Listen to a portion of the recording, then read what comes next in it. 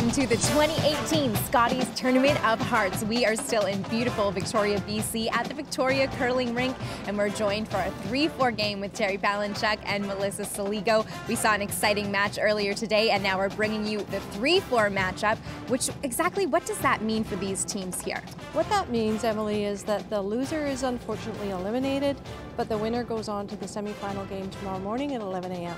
Wonderful, and we will be recording that live and bringing it to you on Channel 4 and also on our YouTube page, Shaw TV, South Vancouver Island. So right now we are going to see Team Brown versus Team Gushulak. Can you tell us a little bit about Team Brown? Yeah, Team Brown comes in as the #1 ranked team based on their CTRS points, and they've proven that not only with their team being at the top of the ranks all week, but Corrine Brown herself is the #1 skip. So they're no stranger to this. They've got tons of junior experience. They've got 3 junior provincial titles under their belt, as well as a national championship. So I expect a lot from Team Brown today. Ooh, exciting. I'm excited to see what they bring to the table as well. And Team Gushulak is, for me, not knowing a ton about curling, I know of Diane Gushulak, and she's, a great player. What can you tell us about her team? Well, her team, they have some Scotties experience behind them and also lots of national experience and provincial.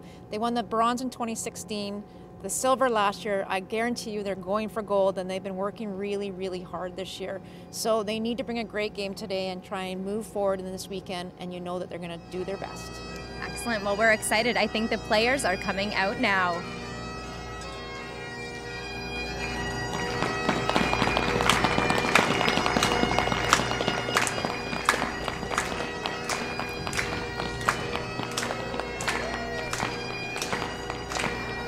And welcome to the 2018 BC Women's Scotties Championship at the Victoria Curling Centre this Saturday night, Terry. It's going to be a good one. It's going to be a good one, Melissa. We got Team Brown versus Team Gushulak. These two teams came into this event as the #1 and 2 seeds based on their CTRS points. So no surprise at all that these two teams are in this game. Yeah, we've seen both of these teams in this kind of position before, both at the junior ranks for Team Brown and the women's ranks for Team Gushulak.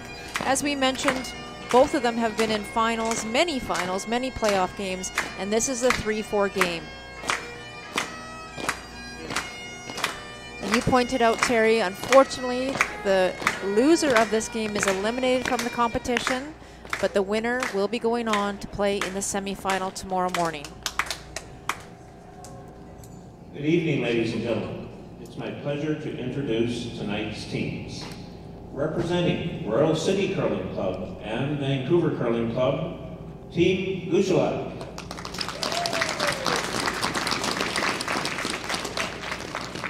The coach, Brent Giles. The 5th, Sandra Comedina.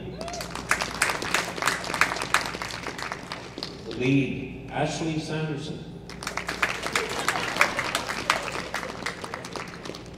Second, Jessie Sanderson. The 3rd, Grace McInnes. And the skip, Diane Gushulak. And representing Kamloops Curling Club, Team Brown. The coach, Allison McInnes. The lead, Samantha Fisher. The 2nd, Desiree Hawes. The 3rd, Erin Pintosh.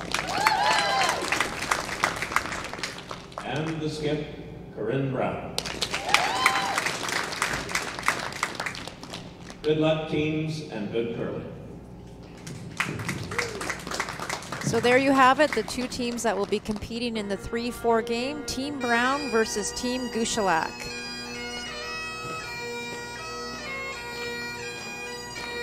We saw a little bit of a mix-up there in the beginning there. It is Sandra Comedina is actually listed as the lead, but will not be playing this game as far as we know. As far as we know, Melissa. And it is the 5th for this game tonight. So she's played in 1 game, I believe, out of the 7 round robin games this week. I believe you're right, Melissa.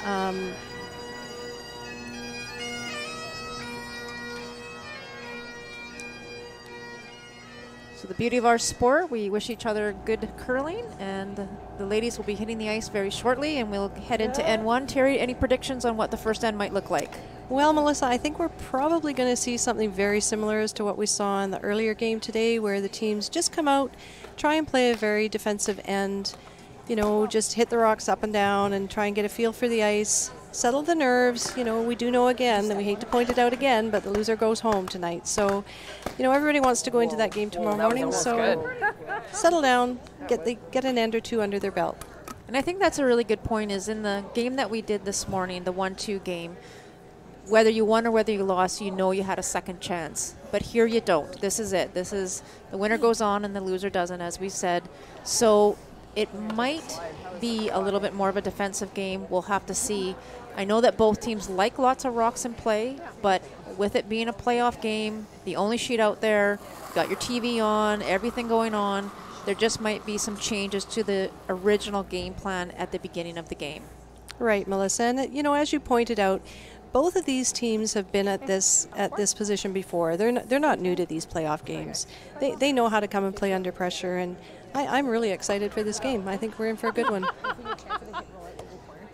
Lots of laughs out there. It's good to see the teams nice and light. So just to clarify, Team Thompson finished the round robin with a 6-1 record, and then we had 3 teams finishing at 5-2. So how we rank those teams is we go to head-to-head first, and because each of the 3 teams, Gushulak, Van Osch, and Brown, all beat each other, then they have to determine how to best rank them, so they go to the last stone draw. And by virtue of that, Team Van Osch got the bye to the 1-2 game today, and these 2 teams, third is Team Brown and fourth is Team Gushulak. So you'll see Team Brown starting off this game with the hammer due to their last stone draw advantage. Right, and as we pointed out earlier, Melissa, that was a little bit of a confusion for some people. They felt that since Gushulak lost that game to the top seed, they should be in second, but of course then you have to go down the line. So here we are, game's underway. Okay. 57. Good throw.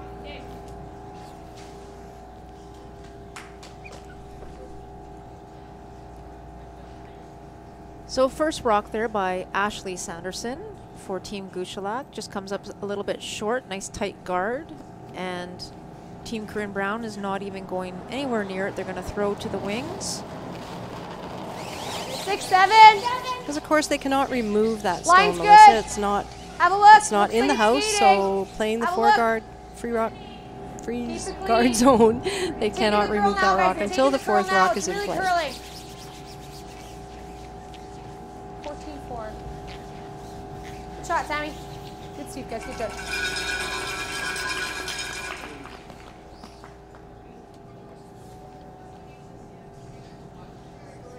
Really nice weight there by Sam Fisher.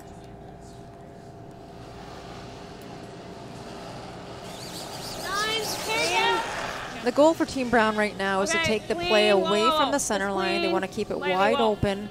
If they get a chance, they'll probably go right up and peel that guard if there's ever a rollout by Team Gushulak. But for now, they'll just exchange rocks until someone makes the first little mistake.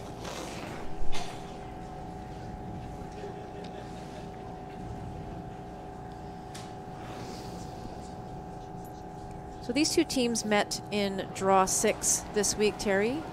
They did, Melissa, and it was for the first 5 ends a really good game. And then sadly it got away on Team Brown just a little bit. Hard. Good, Sam, nice throw. Gushulak came out the winner in that game, but since then Team Brown put together a couple of really good games. So again, we'll see what we find today. It was the steals in that game that caught Brown a little off the guard, but we'll see what happens here. They gave up 2 3-enders, I see. They did. 3-end steal, a 3-rock steal is never in someone's wish book. Coming down.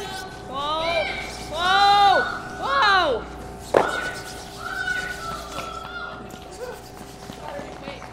Nice throw. Oh, sorry. Almost a great hit and roll there by Jessie Sanderson. Just another foot or 2 would have been perfect.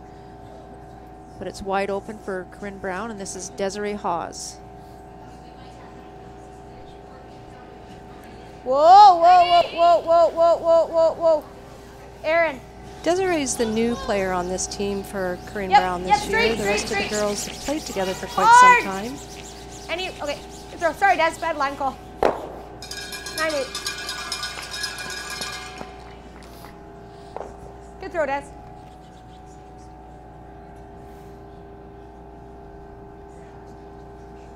Yeah, it's quite interesting. Last year, 3 of the 4 still played in juniors, went to junior nationals, Aaron being the 4th that didn't. And Aaron actually played on Team Thompson, who was, when she left to go back with Team Brown, Shannon Jonice joined Team Thompson. So a little mixed matching of players. Yes, it's a small, tight community here in British Columbia for ladies curling, for sure. A little bit, Ash. Nice throw. Same weight's fine, Des. Throws, Jesse. It's really nice, though, when you can see a team that can really settle in and stick together for a while and really get to know each other and you know, get that experience with each other. Clean. So 2 great throws by Jessie Sanderson. Really trying hard to get that roll. Des Hawes is looking to hit and roll away. Anything under, Sam. Anything under. Go, go, go, go, go, go, go. Go, go, go. Oh, a little roll nice in behind there for Desiree Hawes. Huh? She's a hair tight there. She's hair.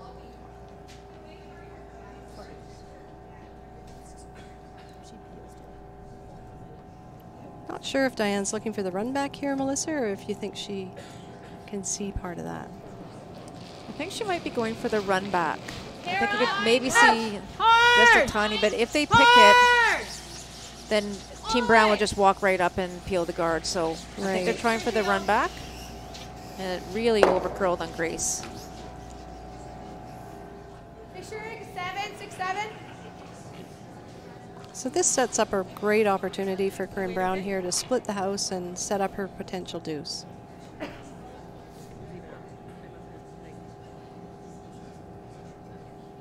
And isn't that quite an interesting turn of events, because it was Team Gushulak that was trying to get that hit and roll towards the center. And with that one great shot by Team Brown, it sets up a slight error by Grace McInnes, and now an opportunity to set up this Hard, deuce. girls, you got it.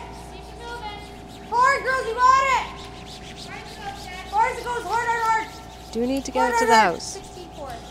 Looks like it might come up a little light, or great brushing, but they just couldn't drag it in.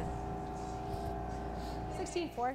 So opportunity was there, and unfortunately Aaron Pincott couldn't make that opportunity happen. So there's an out here for Grace McInnes.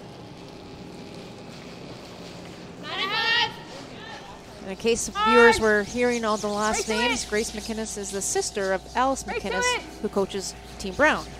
A little sibling rivalry out there for today.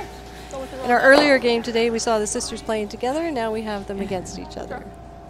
Do you have room in the inside? Oh, yeah. Okay, just a 10. Personally, I'd rather just corner it. No, it's fine, Aaron. Just kind of helped it a little. That looked good. That's great. Just moving right now, right? So this is Erin Pincott with her second, looking to hit and roll behind the corner guard. 10. Close. Clean. We talked earlier about the wonderful ice conditions that are here all week, with the ice running 15 and a half seconds, even 16 with sweeping. Tons of curl, so you don't have to overthrow it. You can just throw that nice 10 and a half for open hits and try and manage the stone and get some rolls that are more manageable for the brushers. That's right, Melissa. We saw some maybe slight overthrows where the rock, you know, you just don't have the opportunity to stick around and resulted in a rollout. Be more like a 9-2, Grace.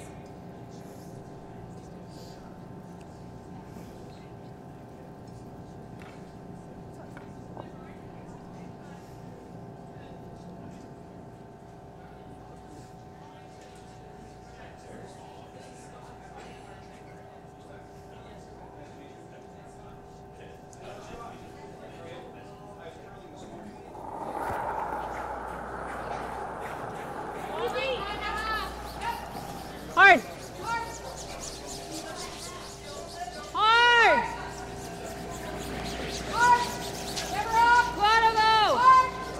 guard.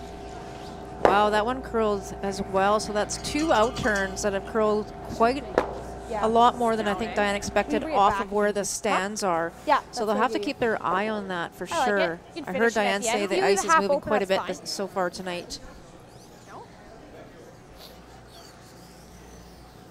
Yeah, they'll They be had watching 15 that. They had two-shoot their 10-minute practice before the game. So the Brushers just couldn't hold us, and they need to bring it back just for squeaked by that guard, They but sure luckily did, enough, Melissa. got rid of the blue stone in the house.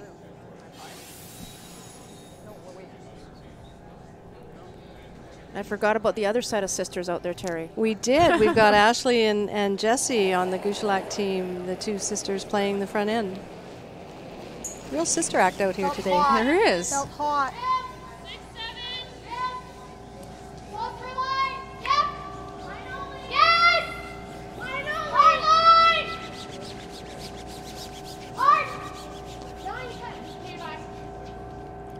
So originally the Brushers had called a 6-7, which would have been top 4 T-line kind of weight, and they changed it to 9-10, but Aaron was calling for line specifically to get by, but they were worried about pounding it because if they did, that rock would have actually gone through the rings, but luckily it hung on to the back 12. Just kicked heavy.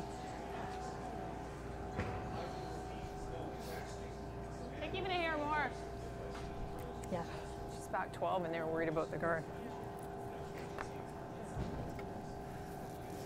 Okay, same way as practice.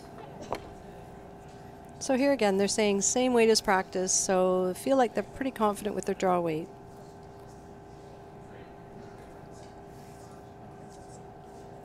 You heard Diane go to school on that one that was just thrown by Team Brown, where they, even though they had back 12, they just missed the guard. So she's taking that little extra ice. You don't need to squeak by a guard. You need to get by it by a foot or so and finish it Line's at the good. end.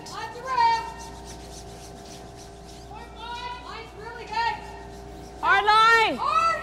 Calling 4-5, and it's really starting to break now. Yeah, with that lighter weight, it definitely will curl. You got it! I think she's light. Just a little bit too She light. burned it. Oh dear.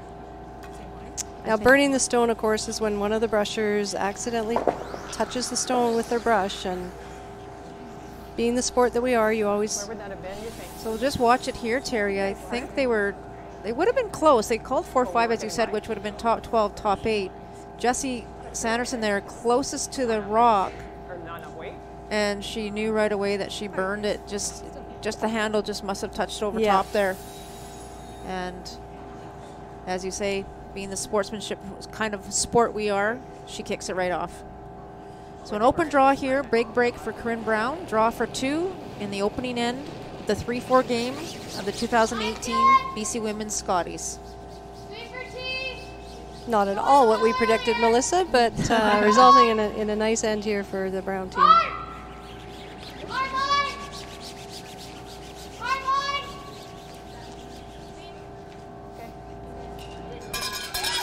No mistake there by Corrine Brown.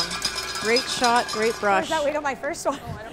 So 2 points here for Corrine in the first end. Sorry, Team Gushulak will get hammer going into 2. Good done, guys. Good. Stay tuned for the second end of the BC Women's Scotties presented by Best Western.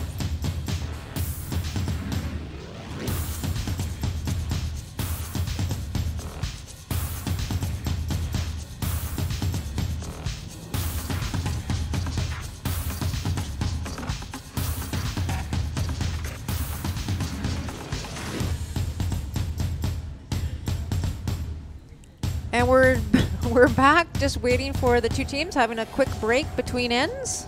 This is where they take an opportunity to, revisit their game plan, have a quick chat about what they want to do this end, and, carry on with the game. Yeah, so this is a good talk here. Obviously, Team Brown with a 2-point advantage early. They will probably look to go top 4. Let's go. And I can see perhaps that maybe Gushulak will throw a corner guard. Nice replay on Corrine's last rock there.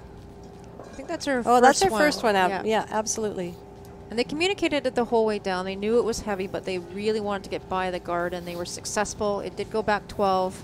opportunity here for Diane to follow him down. Only had to get it buried anywhere above that one, but you know, even if Jessie hadn't burnt that rock, Melissa, I still think it was just a little bit light.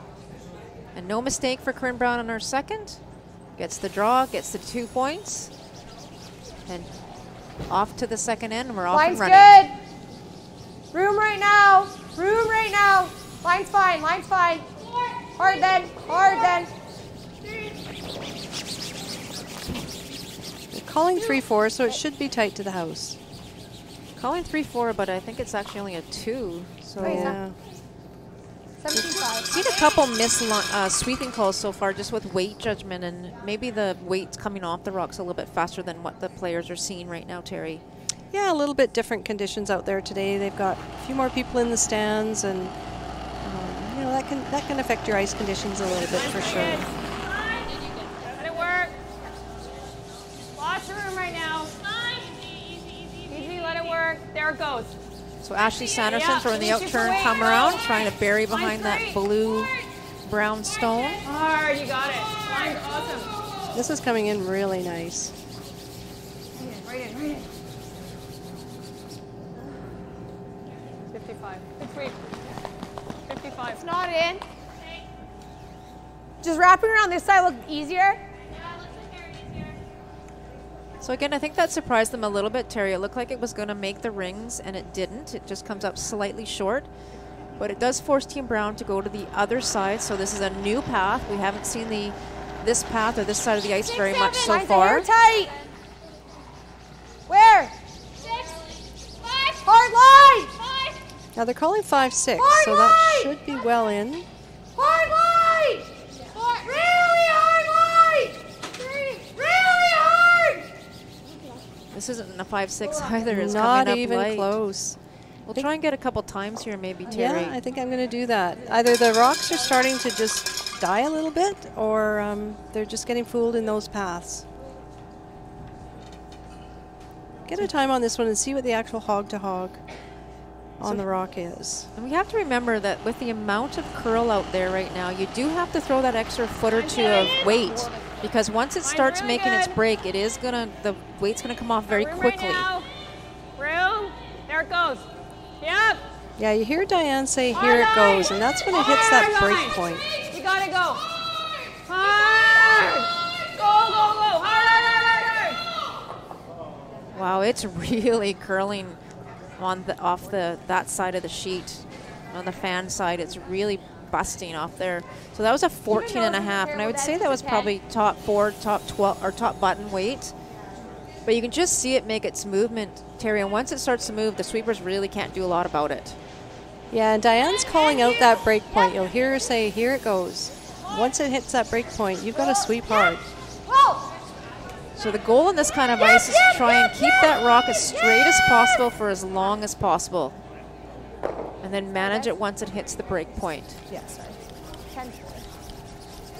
But I think we've probably, between the two teams right now, have had at least 6 overcurls. At least, Melissa. But these skips are smart. They're going to catch on to that real quick, and these brushers, they know how to read that as well. So I see Diane's giving maybe 2-3 more inches of ice on this draw than on the previous one. This is Jessie Sanderson. Hard then.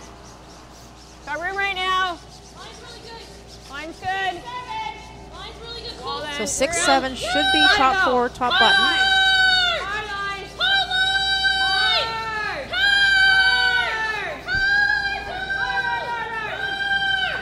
Oh, and she hit it again. So again, that was 3-4 more inches of ice and still ticked that center line guard. And the weight? I'll just call the line better. So they pretty much were on it the whole way. They said it was about T-line weight, but again, Just overcurled. snapped on them, and Jessie's body language told it all there. That was about a second faster, did you say? It was about a second slower, actually. Or slower. Yeah. Really hard. Really hard. Keep my club top.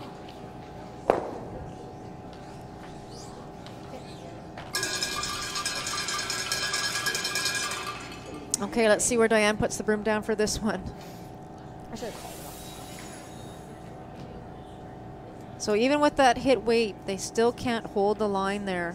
And I think both teams just need to be a little bit more generous with the ice. So Diane's added another inch or two by the looks of it.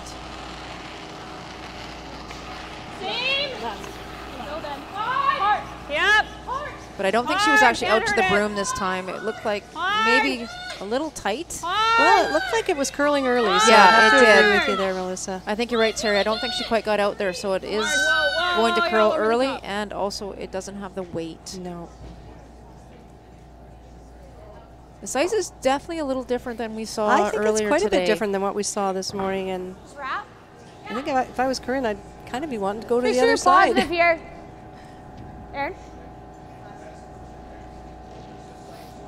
So Corinne's giving about the same ice as Diane just gave to Jessie Sanderson, about 3 inches, 4 inches in from the edge of the 12-foot. But the key is you have to get out there. You can't pinch the broom. Out there with a good positive release. Room right now. Aaron threw this one perfect, No right at line. the stick. No line. Hard, Des. Hard, Des. It's got a curl a mile. Hard, hard, hard. Go, go, go. Whoa, whoa, just leave it. So that's the big difference Yeah, there. go, go, go. She Go, was go, go, out go, to go, the go. broom. Go, go, go, go, She was go, very go, go, positive, go, go, probably go, go. 3.5 to 4 rotations, and that one did not finish. Nice weight on that one too, Melissa. I timed that as a 15-15. Like a 10. So how you release the stone and how many rotations you throw is very, very key to making shots on this kind of ice. Not sure If how you're hard it's soft gonna at all, snap. and maybe those other ones that we did see were a little bit soft, it will go sideways.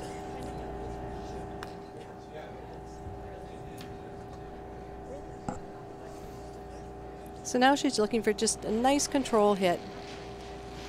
Not too much weight, definitely wants to hang around. Yep. Yes.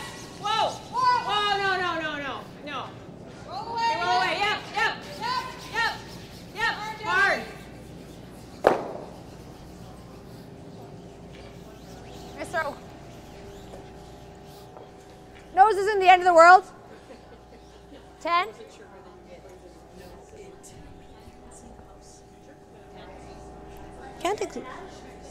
Can't exactly tell, Melissa, but do you think either of those stones at the top 12 are biting there? I don't think they are.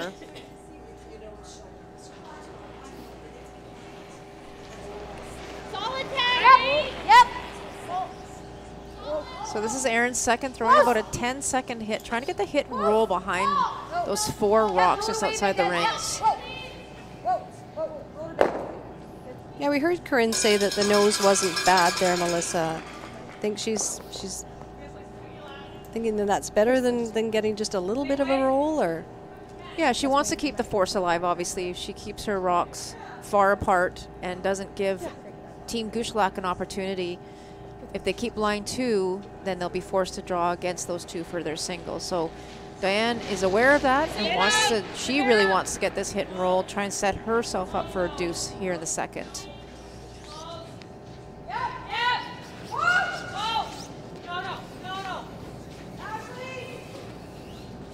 Little roll.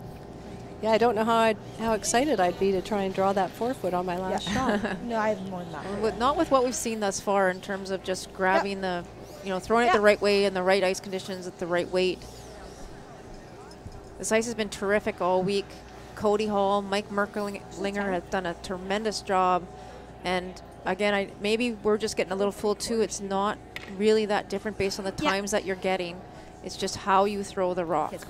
You have to be positive on your release. Very important, Melissa. And what we saw this morning was a lot of those clean, high, hard hits and nice, clean releases, and the rocks were really, really performing as we thought they should. Solid 10.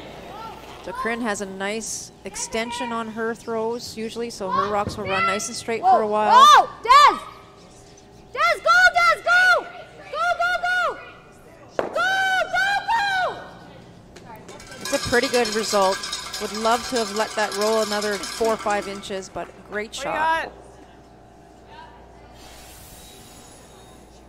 Well thrown and very controlled weight. So it gives the brushers an opportunity to manage it and just but 2, 3, 4 inches short, getting the perfect hit and roll. Looks like she might have just tucked a corner.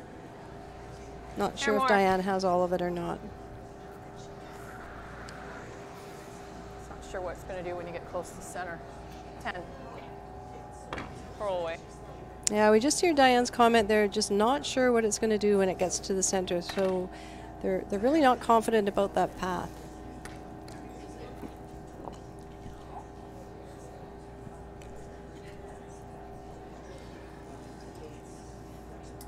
So I think you're right, Terry. They can't quite see the whole rock or maybe edge to edge, so she's going to try and hit and roll away.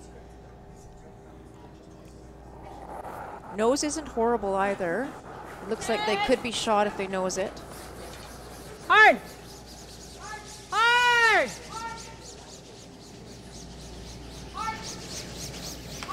Clean!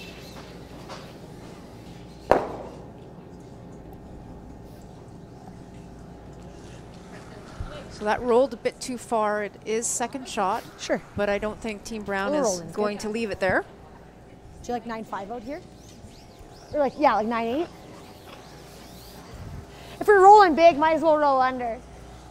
Good safe call. Just from I like Corrine at just this nosing point. the hair off. Yeah, like same way, like 9.8.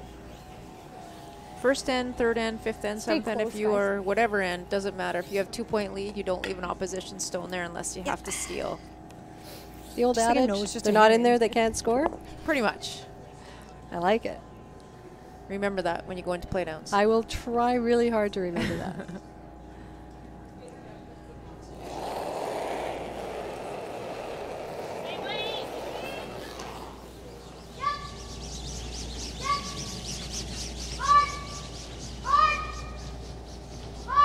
That's clean. Whoa, whoa, whoa.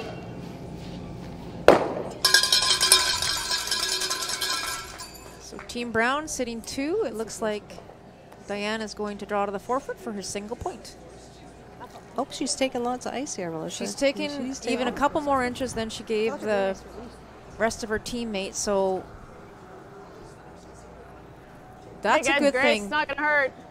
One thing they want to be careful of, however, is just that this is a new path. They haven't seen it yet, so the Right. sweepers have to be very aware that the Curl's taking ice, a lot the of weight weight could be a off, little right? bit different just with that 3-4 inches difference in path. The one we threw in practice. I'll get a time on this one, Melissa, just to see where we're That's at in the little bit different path.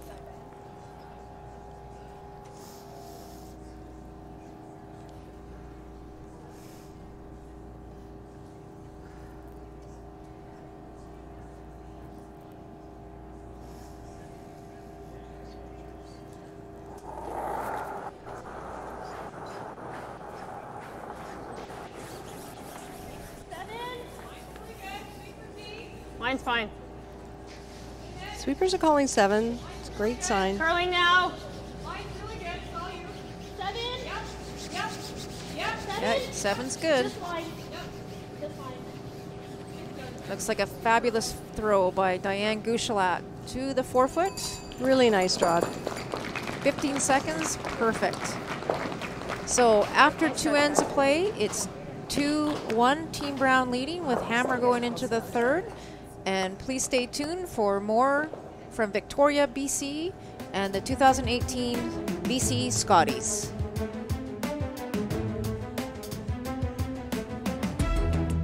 That has to be the most Canadian thing I've ever seen. Well, maybe if he was also eating a poutine. Whoa. And drinking maple syrup. And he's also a curler. Guys, you know I've never actually been curling before. And you call yourself a Canadian? I'm sorry. There's more than 1,000 curling facilities in Canada. Be a good Canadian and find one near you today.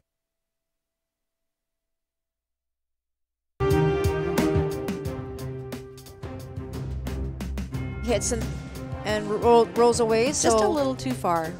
so Corrine Corrine- Brown, as we said, She makes no mistake. She takes that rocks out. If it's not in there, they can't score. Gushulak throws her last rock. Beautiful draw right into the forefoot. she'll try and put that weight in her back pocket. And off to the third end we go. 2-1 Team Brown. Hammer belonging to Team Brown. And starting off here with Ashley Sanderson. 3. Line's good. 2's good too.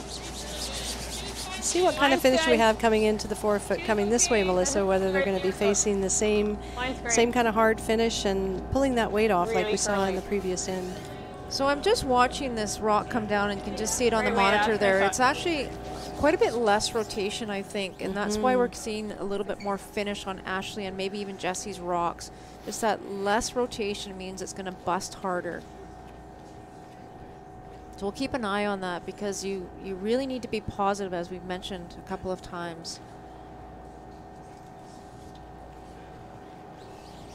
Seven. Line's good. It's not curling now. It's not curling yet. Corinne Brown is very Line's happy good. with how things are looking right now with a 1-point lead and hammer. So happy to draw away from that center guard. 16-4. Trying to get this one in the rings though. Okay. Great sweep, you guys.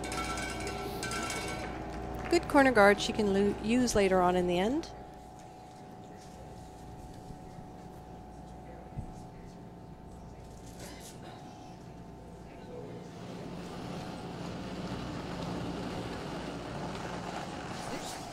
Line's good.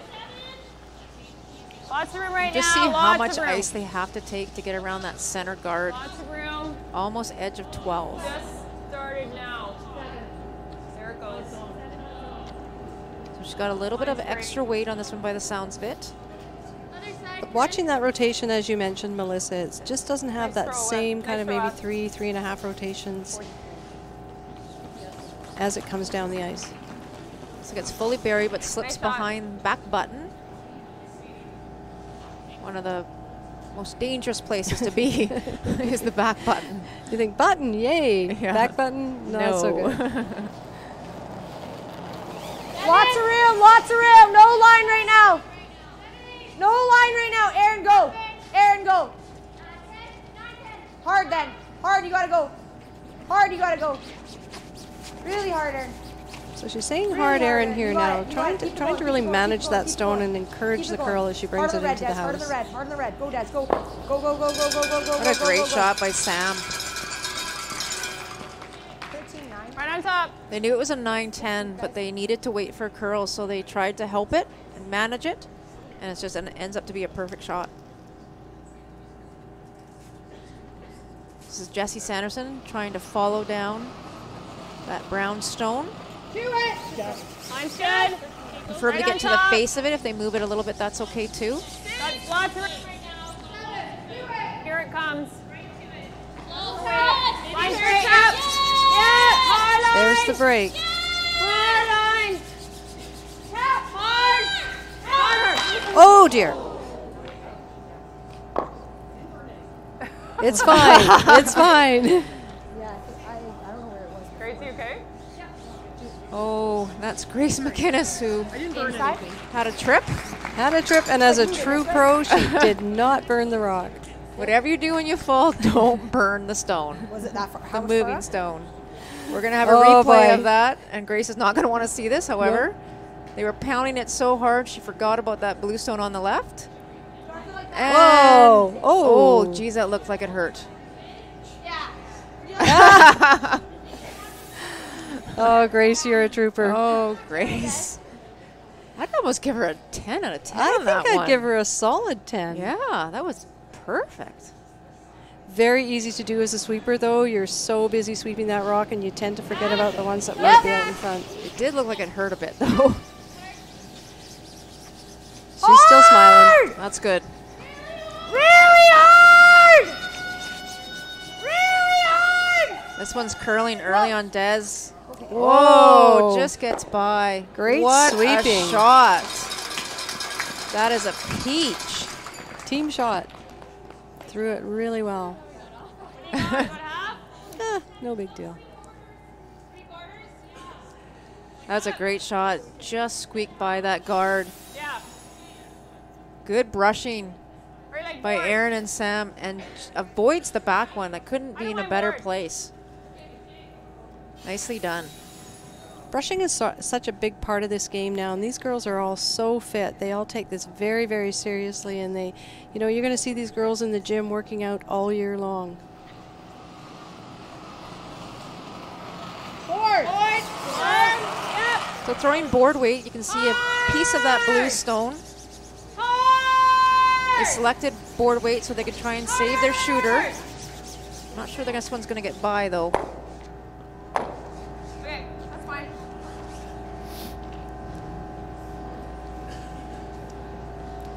Yeah, you get a little bit like caught that? there. You try and throw that nice board weight so you can manage it, and sometimes you just get caught in that curl.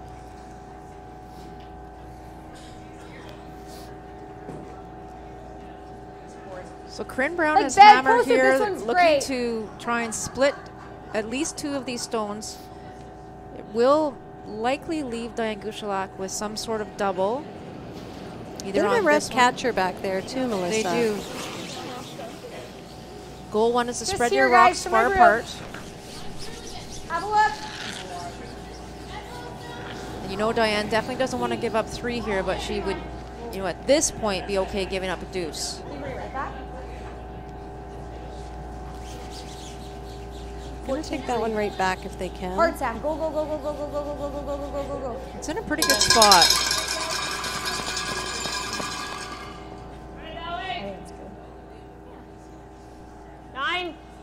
So just as you said, Melissa, Diane's going to try and attempt this double here to get rid of those 2 on the forefoot. Actually, Grace, play it that way.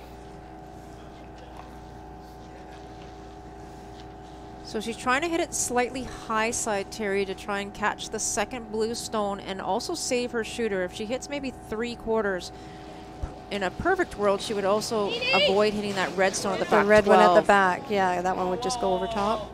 She's quite full on this, actually. It's got a lot of curling to do. Just pick the one. Yeah, she just got a little bit full on it. Do you like that? Or we can wrap around. Couple options here, Melissa. You know, level 5 coach. Tolerance What do is you there. say? Well, keeping in mind both of those blue stones right now are behind the tee line. What do you You think of that, really- Ice? You really want to probably try and bury one top, Above the tee's like good. top tee. So if she actually goes half buried, even if she buries it all the way or even half buried, she'll be in a really good spot. If she puts it anywhere in front of either of those 2 stones that she was originally talking about, again, she'll just set up another double. Right. So why not take the play away, Keep it make out Diane there. make a decision on what she wants to do. Hard line, yep. 3-4 is not good. You want it in the Nope. rings. This is going to be light, I think. Yeah, really Yeah. light. That's a bad break for Erin. Okay, Wasn't even close. 17. Go Nope. here. Totally fooled on the weight there. I think Erin's missed a couple of draws so far this game. She came up late on another one, I believe, as well. 10. Gives Diane an opportunity here to at least remove one of those blue stones, and still looks like she might be facing a deuce, but as you say, No, she Grace, wouldn't no be 10. extremely unhappy with that.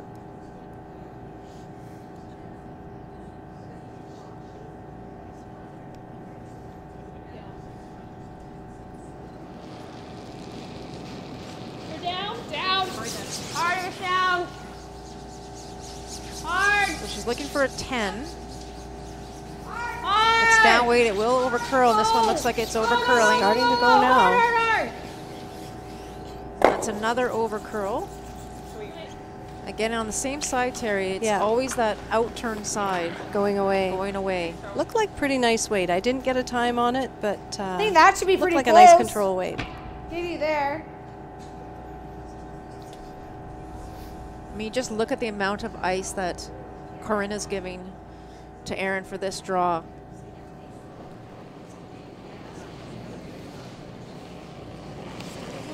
Line's tight. Felt good. It felt all there, guys. 7. Felt all there. Go to the back. Freeze the back one. Yep. Yep. Yep. Where are you? Hard then. Definitely overcompensated on this one, Melissa. She's thrown a 14.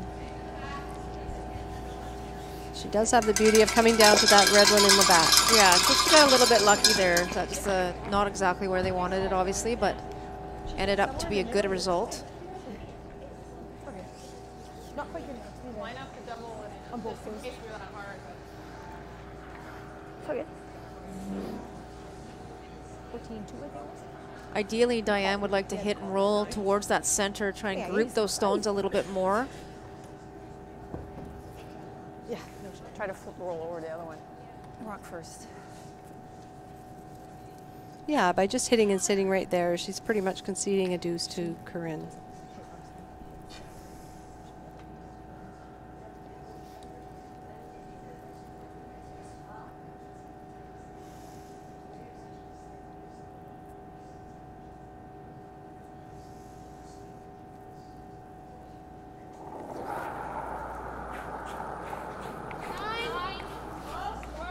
Nice positive release there by Diane. Whoa, hard! Oh, it's Be Corrine. hard!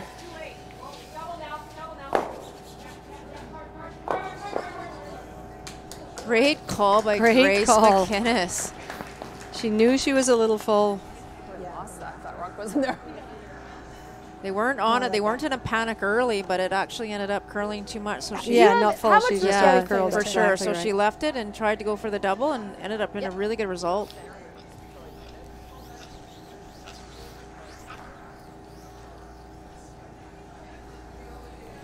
So do you think Just a Corrine 10, scare can her pick or this roll and still under. stick She's around gonna there, freeze us, Melissa? but you got to make something, right?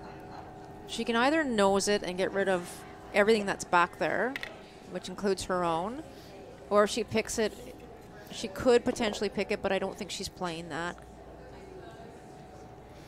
She just wants to make sure that her stone is shot rock at the end of this and that there isn't too many opposition stones lying there. So she's trying to remove at least one red, if not both reds.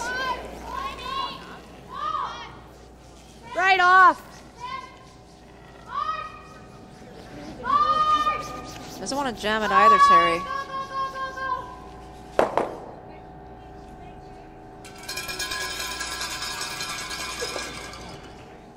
Not a bad result there. I mean, Diane has to be careful how she removes this too. She doesn't really want to jam that blue on the back.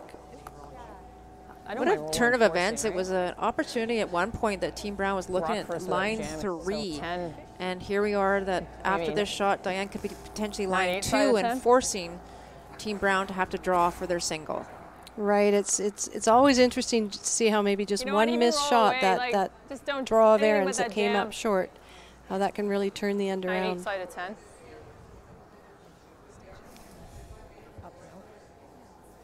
It did, yeah.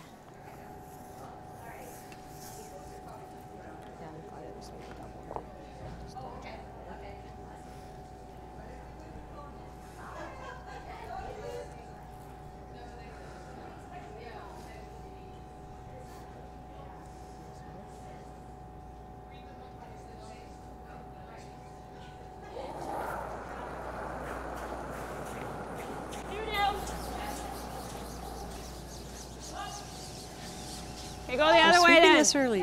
Other way. Yeah, they didn't want to take any chance on that over curling. Oh, it just gets it out. That's great. You just definitely didn't want to jam it there and give it 2 right back. So Nice shot by Diane. yeah, nice shot, nice call by Grace. So blank opportunity here for Corrine Brown. Just a peel.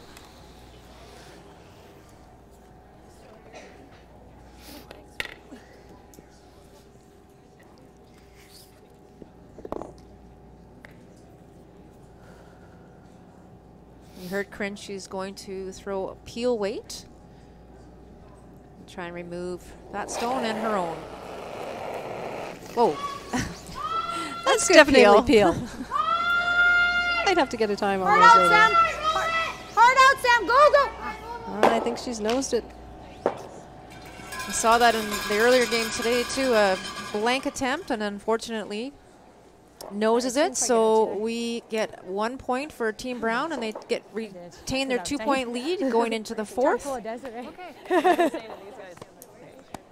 Yeah. Everyone's throwing it, no? Yeah, it's just hard. So I think both teams maybe are just getting a little bit, you know, tricked on the ice, just slightly. I think they're finally trying to figure out which way it curls a little bit more, running straighter than the other way.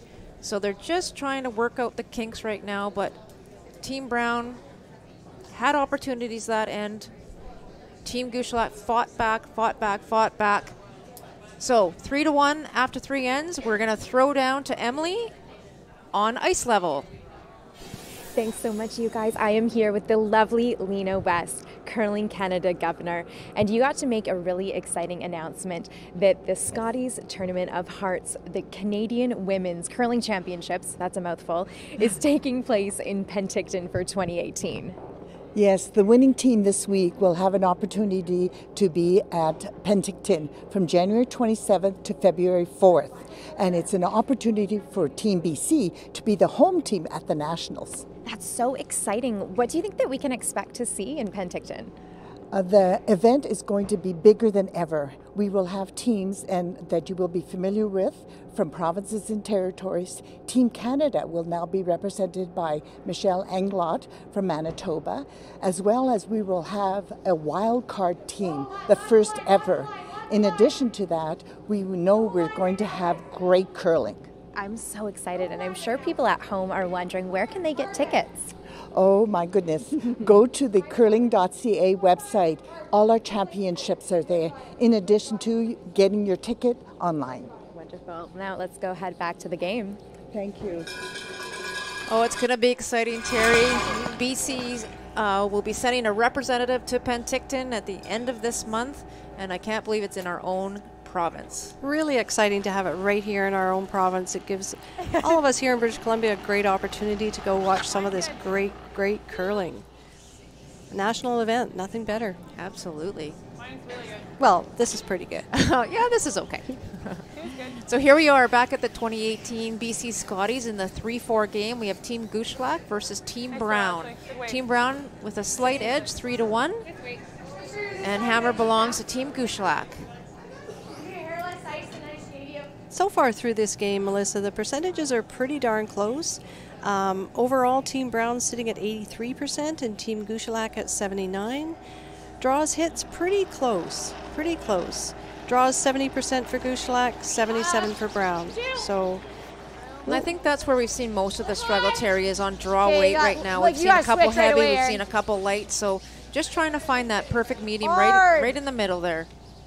So we're back in this familiar path that we saw here in the Hard, you gotta get to center. Get to center. Hard, second end, where once that rock goes, it just takes the weight right off. Hard.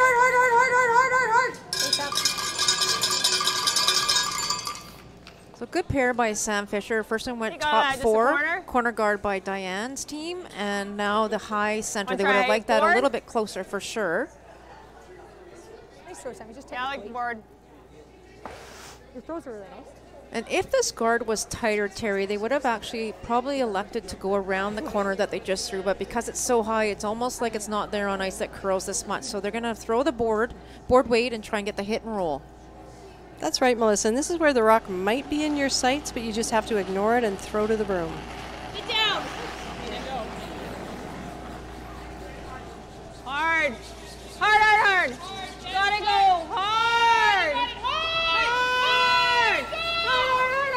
Weight's real nice on this, but again, a little bit fooled on the curl. However, a great end result there. You kind of have to peel, I guess. Works out great, Ash. Do you want to try hit and roll? Or just throw the guard? Sure. So even though Ashley didn't make the perfect hit on the one in the rings, guard this side if anything, because that's not a great guard for them. They actually ended up with a double guard on one side, which is very key. And that now takes Corrine Brown away from her game plan. Her game plan was to go up and peel it right away, but it's hard to peel both of those stones. Right. So she's going to ignore it now, change gears a little bit, and now putting up a center guard to protect that one in the forefoot. Hopefully she can get this one a little bit closer. Moving now, guys. Yep, keep it going, Aaron. Keep going right to center. Right to center. Whoa. Whoa. A little bit, Aaron. A little bit. Whoa. Nice shot, Tim. Good job, Aaron. That's a great nice guard. Really nice guard. 17. Great throw, Des.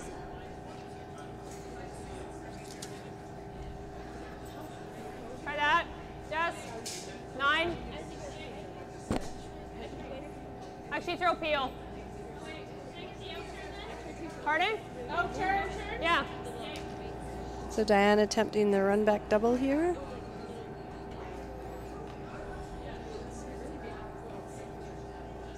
And I don't mind that Jesse's trying this early in this end. If you miss it, that's okay. But if you get it, that's even better. But that one on the forefoot that's sitting on the center line is not in a great place for Team Gushulak right now.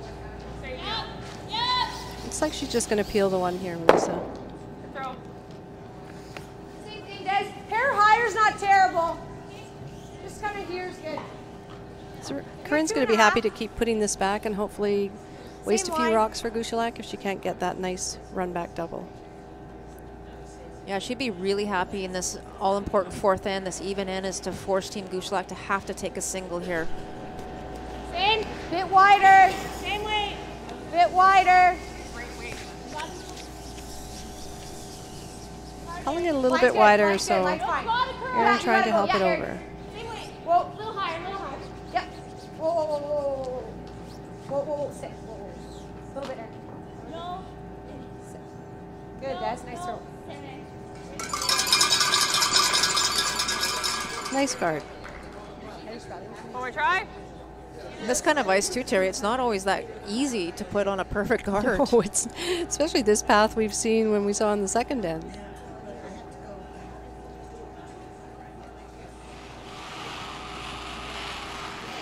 Another attempt here by Jessie Sanderson. You can just see at the very end, she just got that one out a little bit again, so that one might just float on her. Pull it away. Yeah, same result. Pretty nice corner guard setting up over there. Yeah, if you can ever get one in behind. Same thing.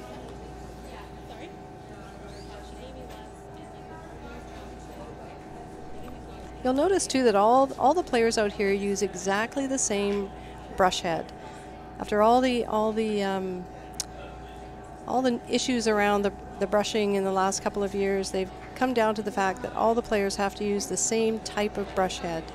The only time they can alleviate from that is with their throwing broom. So while you might see some use something else for the throw, they're all using the same brush head. Keep it out there, keep it out there.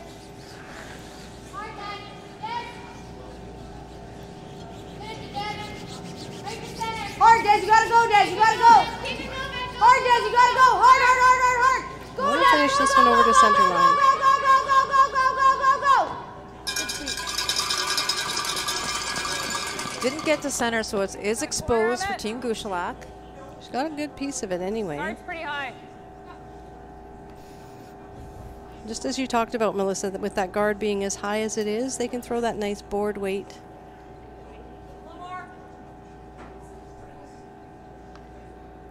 Grace asking for just a little more ice there. Yeah, she did see Ashley Sanderson's over curl earlier in this end, so maybe just that little extra to make sure. Good. Yep. Yes. Whoa. Whoa. Whoa. Whoa. If they can ever get the hit and roll here, they'd be setting themselves up for a deuce. Yes. No. It's going to roll out so close. Yeah, very, very close. Nice throw by Grace. Yeah, nice weight. Exactly what she wanted. Gives Corinne that chance to come around in there again. Get a time on this one, Melissa, and see how our ice is holding up.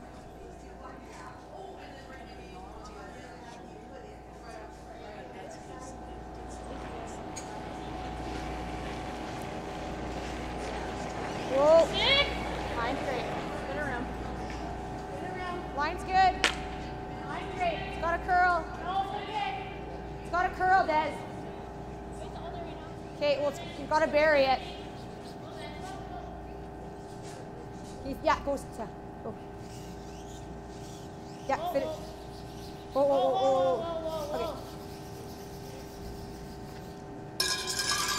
Pretty good throw by Erin, just about a second more than she wanted to throw. It was 14-9. Finishes back 4. Allows Diane to just come down and let her get to the top 4.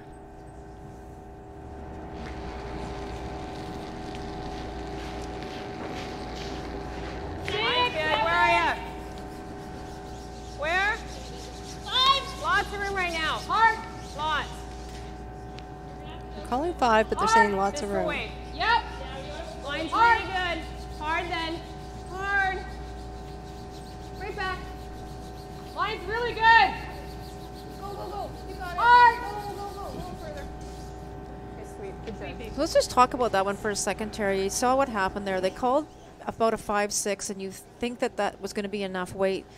But so they were kind of on and off it, on and off it. But as it comes down, if you stop sweeping it too far before the break point, it's going to lose its weight because it's going to go through the break point. You don't have your brooms down, and you're going to lose a ton of weight.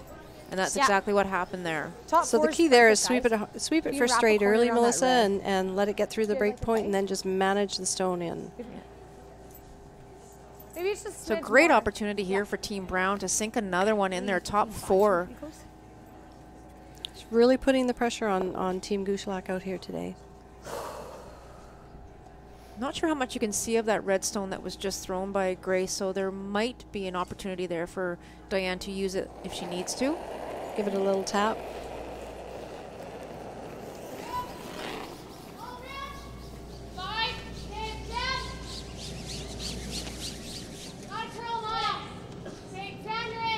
It's really curling. Calling a 6. Timed at a 15. Looks really close. Don't want it too deep here. Looks like a really nice weight. Go, go, go! What a nice shot. That's a great shot by Corrine Brown. Great sweep, you guys. Great throw and really well managed by the sweepers. The time on it. Yeah, except we got the 8 rock. You're only going to go like that. Just took its time, So here's Corinne's shot just being managed by the brushers. It was absolutely perfect weight. Didn't want to take it in too deep. No. Line was better. Real nice shot.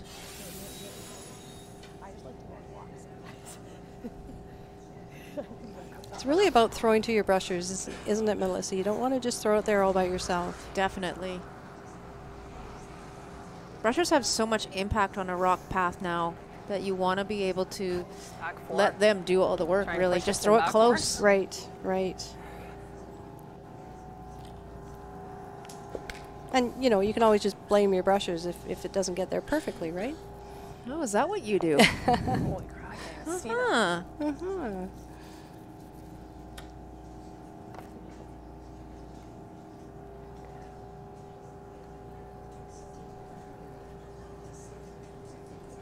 Maybe we should try back line.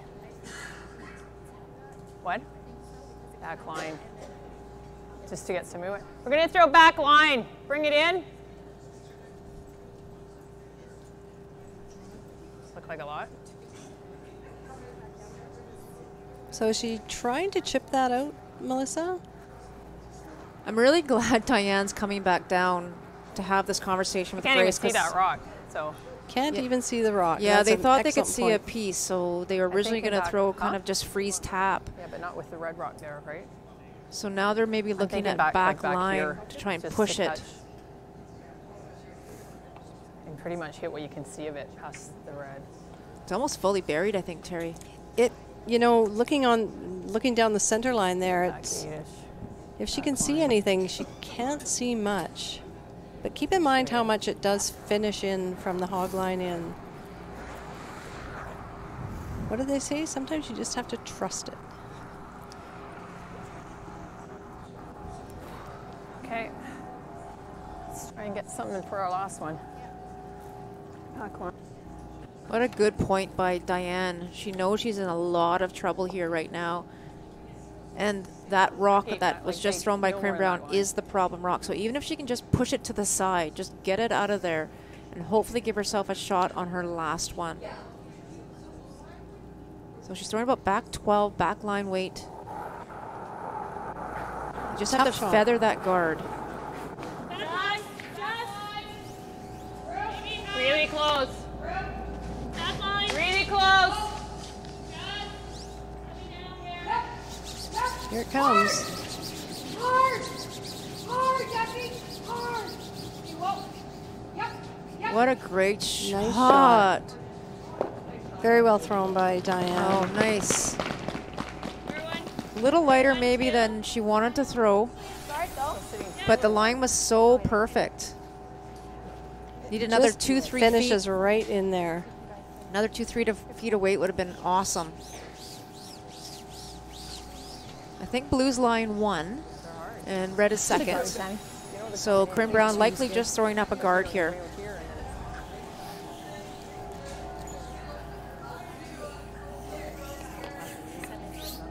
Yeah, she's really close. If she throws a guard anywhere on that side of center line, Terry, I'm not really sure. Yeah, coming the other way, Melissa, I just don't know that you can get to the 4-foot. The blue guard's position where they are. Might be her only option, though, is to throw that wide intern draw to tee. Well then. This isn't light.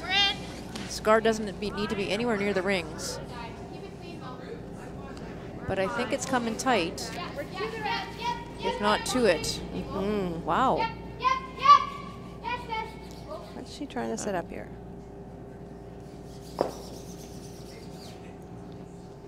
For one. I think she just bumped them in for 1. I think she did. We still are they shot now? I'm not exactly sure what Corrine was trying there. She Yeah, just why had to she- throw it over the hog line. And she kept them on it. I'm not sure what her plan was. Exactly. Yeah, they had the rusher still sweep it. Huge mistake by Team Brown. I'm not sure. I can't remember if I really heard the sweepers really truly communicating the weight to Aaron on that, but I heard 3-4. Another trip down there by Grace McGinnis and just ran over Diane. She's going to have to be careful. might not want to get too close to Grace in this game. No, I don't think so. Let me slow. So another turn of events here, Yeah, Melissa. I think you're gonna have to go. You're gonna have to just skinny these corner guards, right? Yeah, can she get in there? I'm not sure if this shot is even there, to be honest. Okay. Yeah. Thanks to Corrine. Okay. You're gonna have to just skinny these to get around the blue.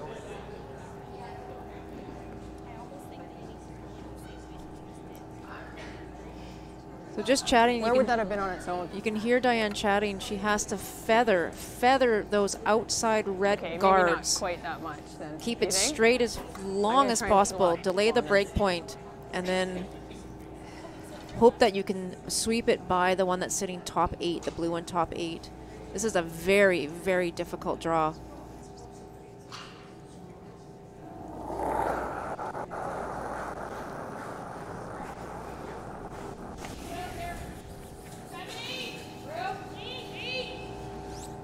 Let it work. She's saying let it work. She want to get it by those guards. So Waite's close. If she can get it by. I think she's by. Oh, Melissa. she's so close. I think she's got it. What What an a amazing fantastic shot. Just a great shot by Diane. Wow, and that just shows all the experience that that girl has. What a fantastic shot. 2 on the board for Team Gushulak. Ties this game up at 3-3. Don't go away, everyone. We'll be right back.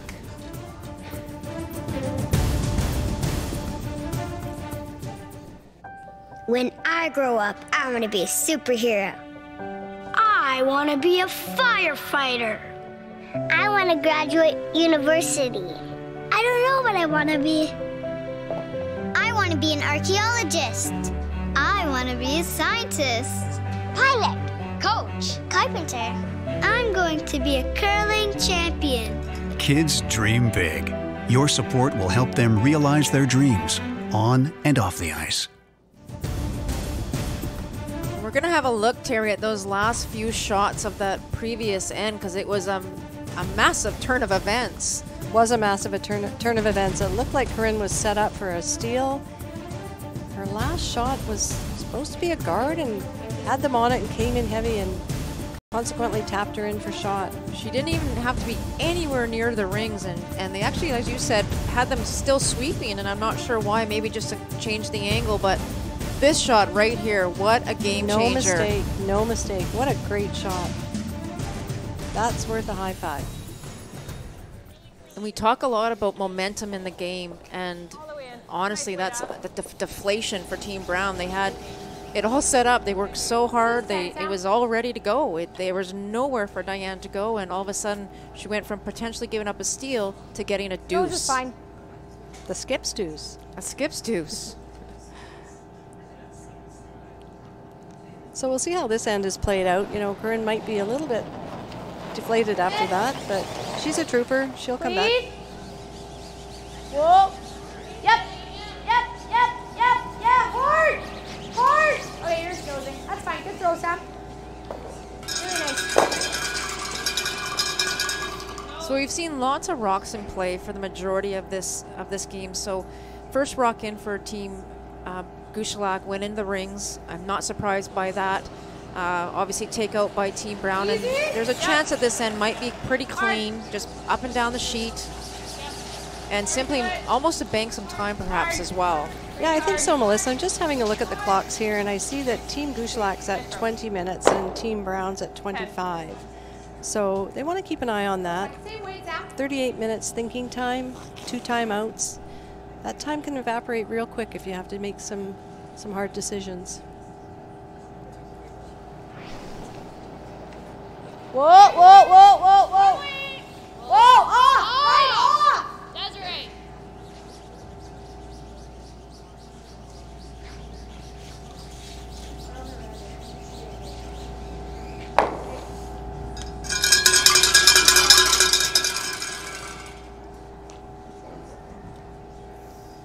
Just a quick mention that one of the teams that played in this event, Team Slattery, their coach had to leave a couple of days early because he was playing over in the men's event. Right. Mark Longworth, and we just found out Mark Longworth has qualified through the A, beating Team Jackson in the A qualifier. So congratulations to Mark Longworth. He'll be heading to Parksville. He will. Parksville Men's Curling Championship starts, help me out here, Melissa, on the dates.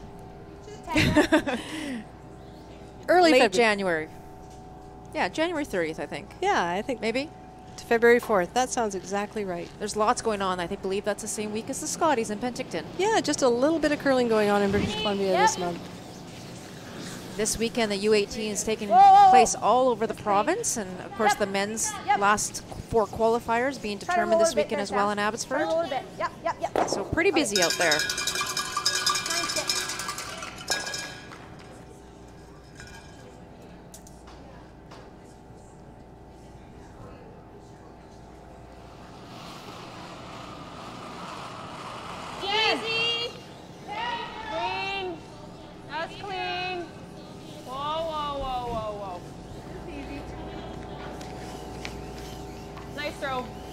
And again, all of these events really possible because of the great sponsors. Curl BC we have, Kruger Scotties, of course, Paper Products, Best Western Hotels, Bell Direct Insurance, Boston Pizza, AMJ Campbell Moving and Storage, Ambrosia Apples, who provided some really tasty apples for a lot of the spectators this week. Just clean. And of course, Ice King. Whoa. Clean. Yep. Okay. The Ice King machine's been used here all week by Mike Merklinger, and we got to visit with Simon Morris, who's our Ice King rep, who was here all week with his wife Heather and his son Maddox. So great sponsor, comes to all our major events.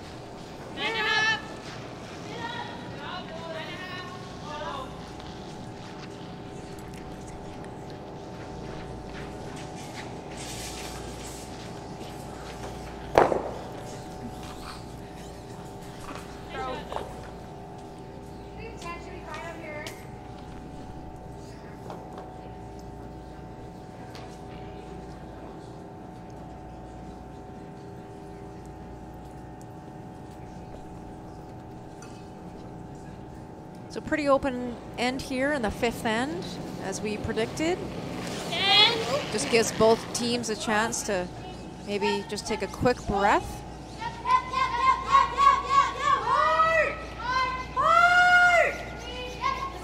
This one's starting to curl a bit. Got it.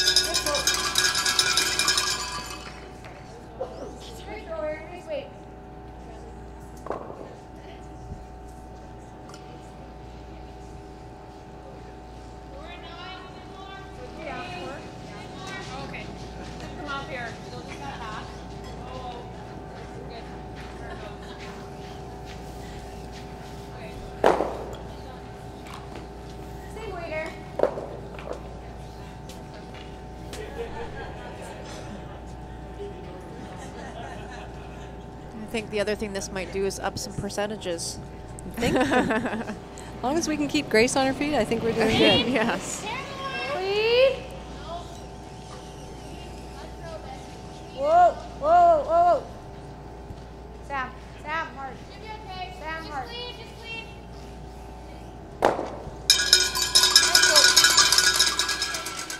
We're seeing some nice shots out here, though, Melissa. They make that look really easy, but to get that solid hit and stick right out on the wings out there isn't always the easiest shot. Exactly. It's a great opportunity for both teams to just see that path. They haven't actually been able to roll anywhere. They're looking for the nose. Pretty soon they might run out of rings. They might. Someone's going to have to roll. So down to skip rocks. This is Diane Gushulak with their first.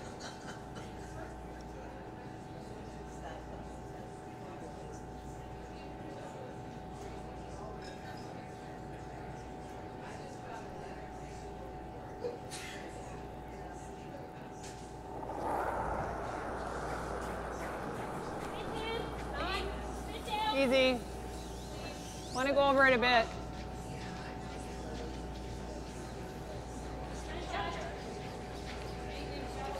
Anything, Jess? She's going to get a little bit of a roll here, not much. Yeah. Nice shot, nice weight.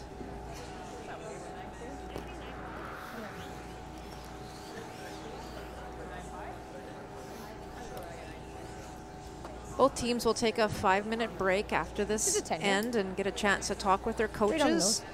Alice McInnes for Team Brown and Brent Giles for Team Gushulak, and their fifth, Sandra Comodina, who is fifth today.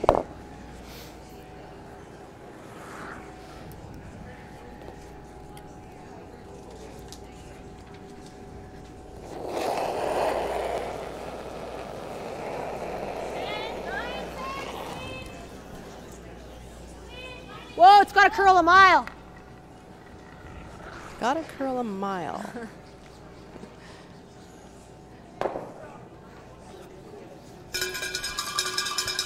And it didn't. No. First rollout we saw on that What was the weight on spot. Look, a nice throw. Us curlers were really good about embellishing these distances, aren't we? A mile. So good opportunity here for Diane to get some draw weight. Get a feel for that to head into the last half of the game.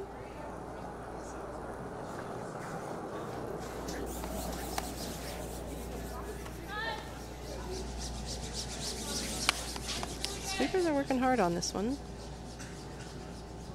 Got it, guys. Very sweet. 15-4. Should be nice. Top 4. Great sweep. So if we remember back to, I believe it was the second end that we had a blank attempt? Second or third end, I can't remember. Actually, the third end, I believe we had a blank attempt by Corrine Brown, and she nosed it. So she another did, opportunity for her. That was the end where it was kind of looking like Brown might have a chance for 3. So she really wants the blank here. She wants to take that all-important hammer into the 6th end.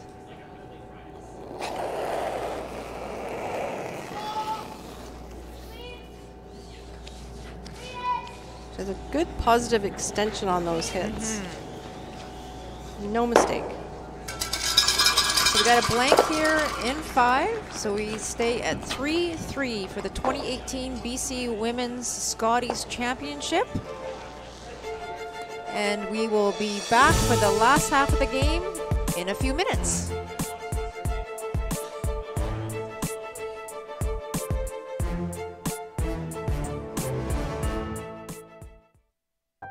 When I grow up, I want to be a superhero.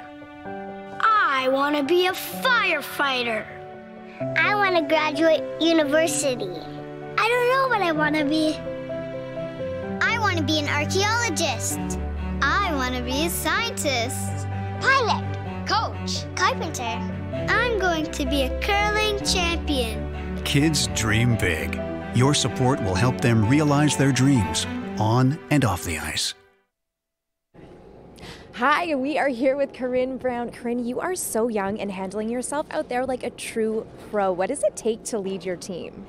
Yeah, we do have some experience on TV games and in finals like this. Obviously not at the women level, but yeah, we do have some experience, so it's nothing new for us.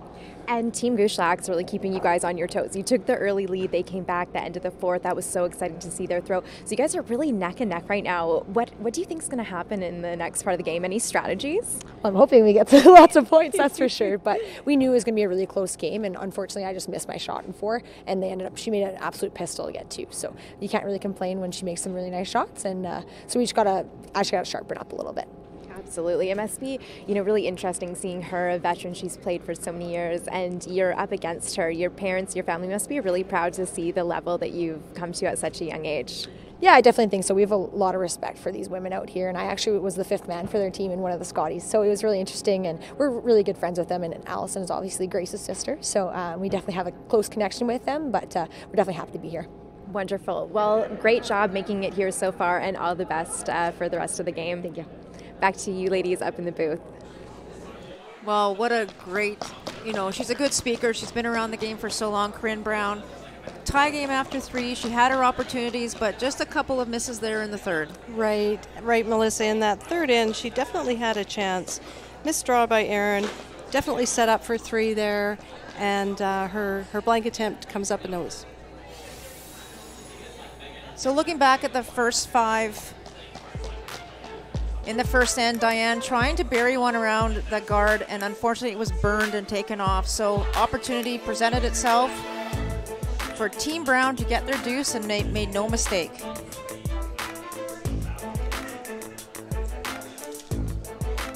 Second end, draw to the 4-foot. Gushulak makes a nice one. Draw for 1.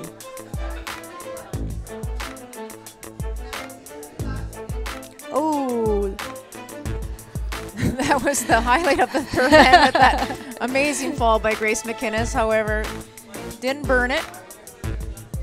And a terrific shot by Team Brown to lie 2.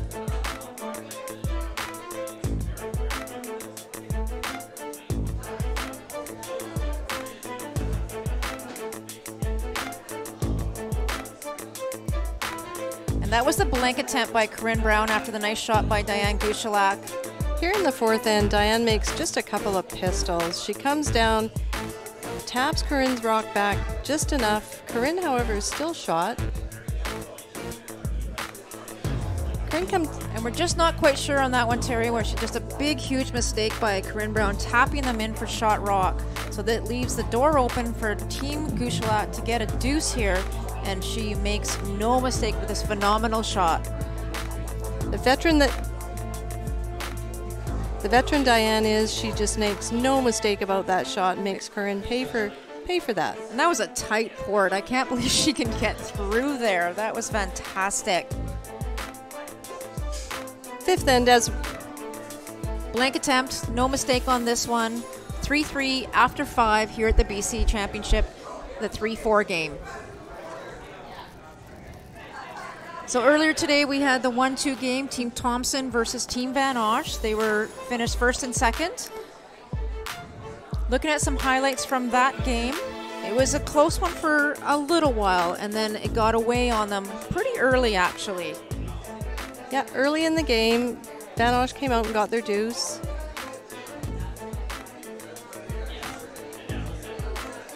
And this is the end that Carla I think she really wants to forget about this one. She threw the draw. She knew she had a little bit of backing. Fortunately, her rock just slipped by that rock in the house. She gives up a big steal of 4. And that's a hard... Look on her face says it all. And that's hard to come back from there, obviously. You're down 6-1 at that point. But they did have their opportunities. They had a shot for 3 in the 4th end. And unfortunately, Carla...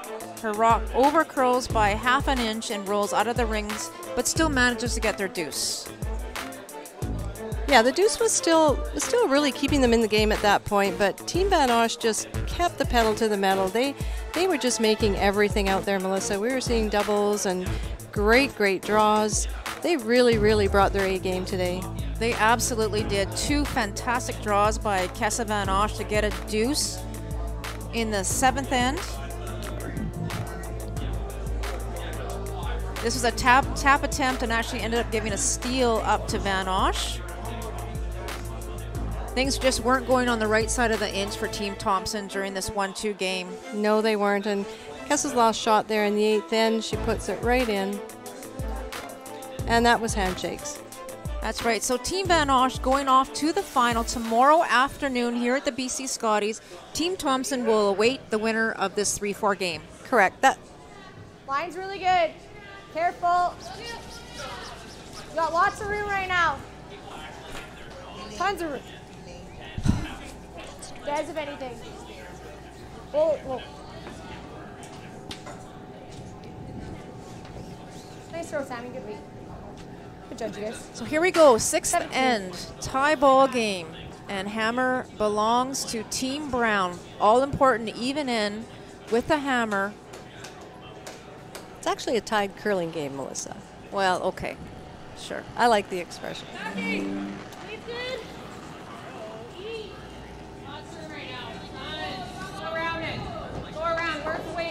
So Ashley Sanderson puts the first one top 12 on the center. Corner guard thrown by Team Brown. So I think she called the tap on this, Melissa, and they called out that it was a little heavy, so they're coming right around. And I think it's might actually go right through the rings. That's a big mistake by Ashley Sanderson.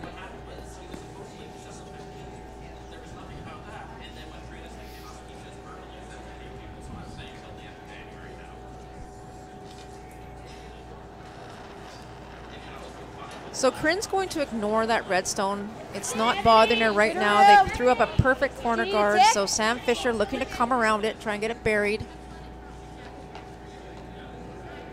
This one's got a little extra legs on it too, I think. Just not taking that break. It's really curling. There it goes. There we are. Des, if any. Des. Good. Nice finish. 14-8.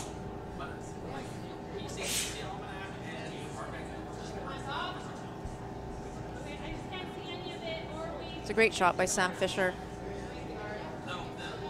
Nice throw, Sammy. Yep, teams communicate. They really can't see any of that, so Diane's just going to peel the guard.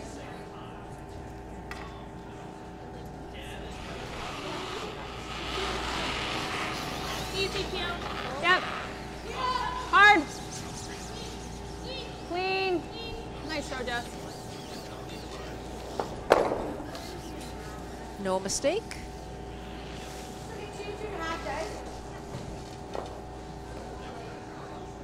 Corinne really wants to get a deuce here in this 6th end, so she's going to ask Desiree to throw the corner guard back up, have Gushulak try and peel it a bit more, but the key here is not to over curl it, because as soon as you give an opening to Team Gushulak, they're going to go for the one that's in the rings. Three.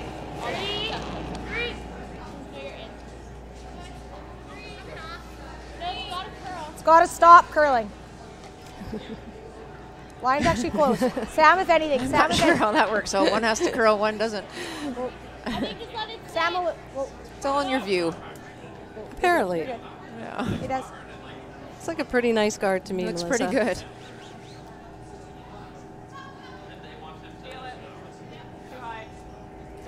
Diane's just lining up the peel there to see if she's going to, if that peel will in fact hit the red one in the house, and she doesn't think it will.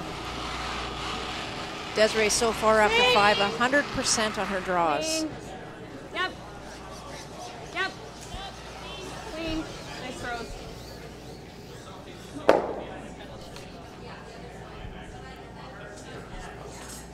Grace is hoping for a little spin back there, but no, I should say Ashley. Same thing, Des.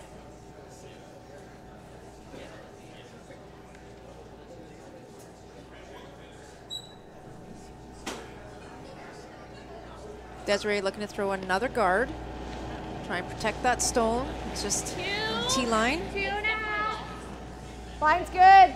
Probably 2.5, which is stop curling. nice Aaron range for that guard. Line's good. Got to stop. 2.5. Sam. Numbers, of course, Sam, representing hard. the zones and where they believe that rock is going to stop. Want to talk about that a little bit, Melissa? So the zones, there's a 10-zone system that most teams like to use. It's zones 1 to 3 is the area between the hog line and the top 12. so just outside the rings.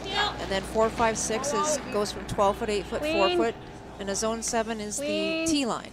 And then you go back from there, 8, 9, 10. It's just an easy way to communicate for the teams, and just a quick number, and it makes it a lot easier to hear for the skip. Yeah, very, very clear. Pretty much all the teams have adopted that.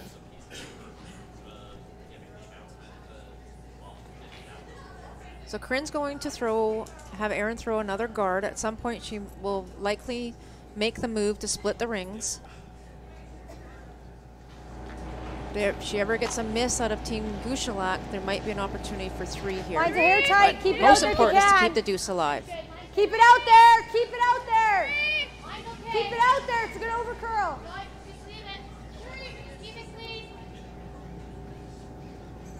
Gotta sit. It's gotta sit.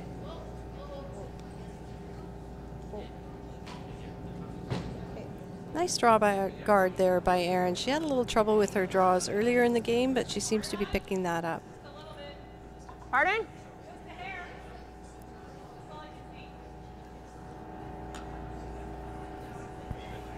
Heel in front. What am I going for? You want to go for it? What do you want to throw? What are you calling? If you throw 9-5 at it, just pick it out. You've only got a chunk, right? Yeah. If you get the front, that's fine. I think what you really want to make sure is that the thrower knows exactly what you're calling, Melissa. Sometimes that's where the miscommunication comes in. That just shows experience for Grace McInnes. I'm not throwing anything I don't know what it is. Right. Hard. Whoa. Fine.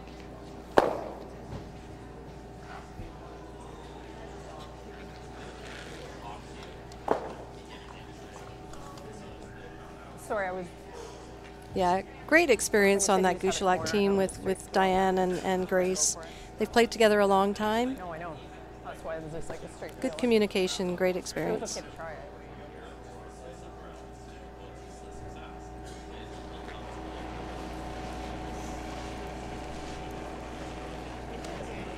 So it looks like they've changed gears here a little bit. They are trying to split the rings now. It looks like it's skating, guys. So Erin trying to put this one on the Not tee curling. line, Have a far, look, you far guys. away from her Have other a blue look. stone. 15-2. Whoa, you're good. 15-2 is a great time. That should be Good throw, right Erin. to Nice the sweep, tee guys. line. Good judge, great judge. Really good judge, guys. Great weight by Erin. Great throws. Really good. Really nice. Yeah. Hair tight on your first one. Like a 10-5. Really try to keep the sheer, like, try and get the roll behind. Stop.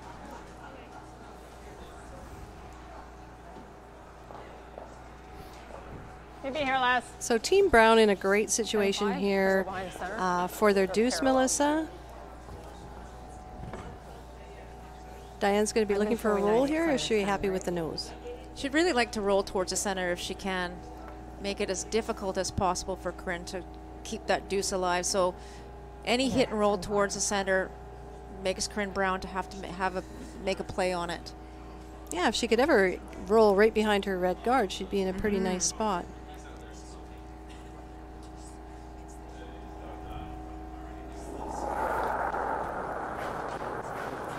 Down a bit.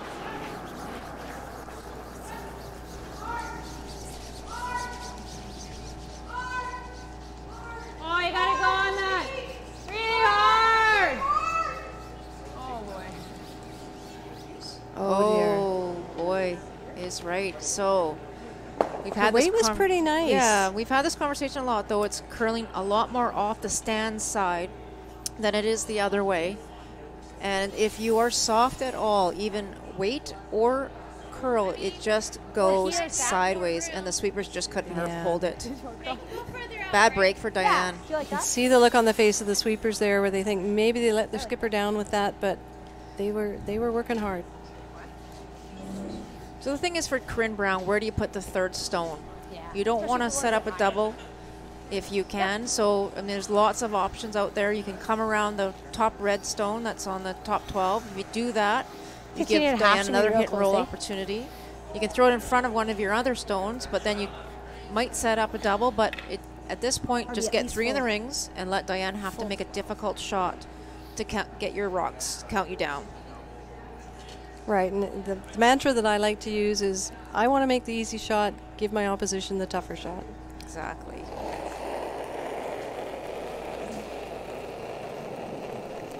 Felt close.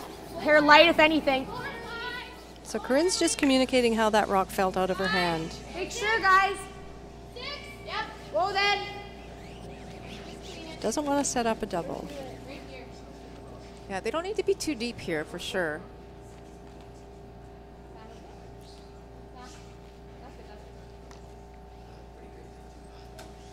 Pretty nice there by Corrine. Pretty good spot, guys. Good job. We gotta try it again. So it sounds like Diane wants to try the hit and roll again, hoping that she could maybe get over behind her red guard and make Corrine's last shot a lot tougher. Same shot. She probably could try the very thin double there, Terry. It's a tough shot, but it is there for the double. What weight do you think that?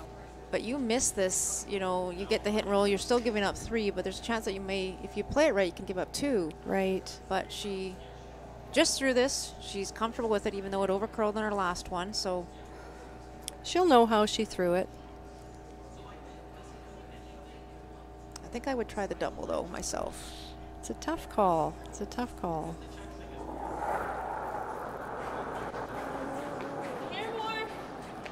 Definitely looks like more weight than her first one. Whoa, whoa. Whoa, whoa. Really close. Whoa, yep. Yep. Oh! Nice shot. Oh, another couple inches. It would have been just fantastic. Can't really tell, but it looks like Corrine can probably see. I think you can see maybe about half. It was well called. The sweepers didn't have much to do there till the end, and it rolled to center. I'd say you could see at least, well, maybe just half. Maybe just half. Kind of hard to tell from the angle we're at here, but. Do you like that? A really nice shot by Diane, for actually, sure. a little less than half, I think, Terry, actually. Here, Mort. There's quite a bit of space between those rocks, though, with the amount it finishes. Even if Corrine rolls away, she can still get her deuce.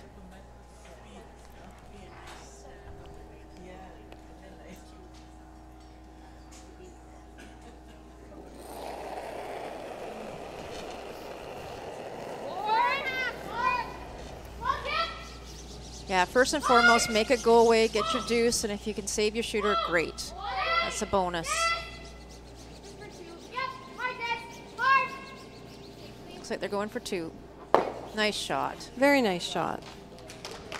So that's 2 on the board for Corrine Brown here in the 6th to take a 5-3 lead after 6.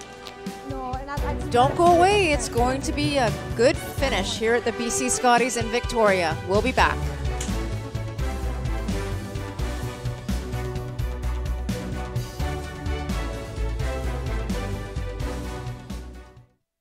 That has to be the most Canadian thing I've ever seen. Well, maybe if he was also eating a poutine. Whoa. And drinking maple syrup. And he's also a curler. Guys, you know I've never actually been curling before.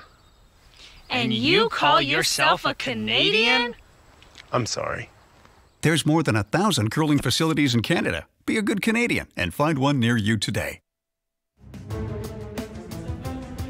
And here's the last 4 shots of the previous end, the 6th end. What a big miss there, Terry, from Diane Gushulak. Absolutely, Melissa. I just gave you a new name. Sure.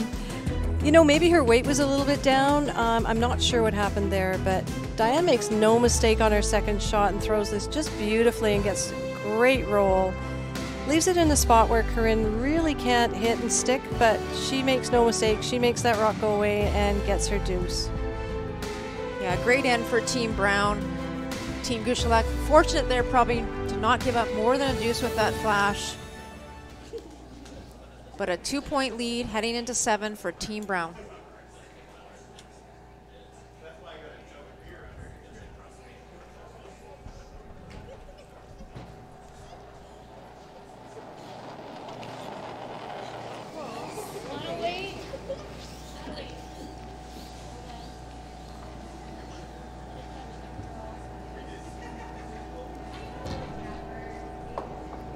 So sweepers just looking at this one, Melissa. 14-1. Looks like it might be coming a little deep. 14-1 is probably through the rings, I would think, unless it just bites the back 12. Definitely a little deep. Yeah. Yeah, you can easily throw a 15 on this ice, 15 and a half. Hog to hog. So early mistake there by Team Brown gives Diane Gushulak an opportunity to throw a corner guard. This is Ashley Sanderson. Good. 3. 6. No. 3. Calling 3, but they're backing right off.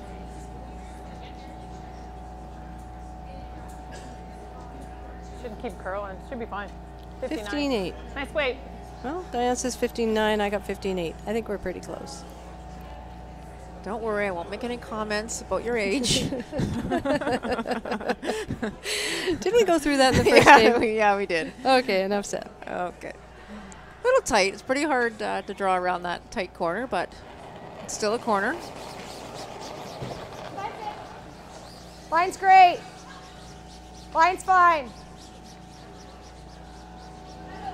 Hard then.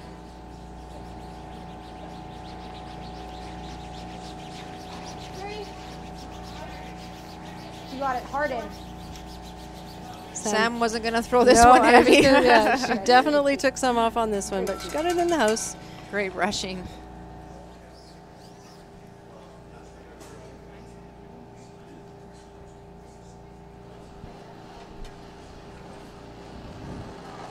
That rock's not in a threatening position right now for Diane, so she's elected to have Ashley throw around that tight corner. Going now, but it's tons of room. What's the weight? Got a 14-4 on that one, Melissa, so should be all there and then some. Yep, yep, yep. Keep it coming. Go, go, go. Keep going, keep going. Trying to take it back as far as she can and get maybe even a little bit buried.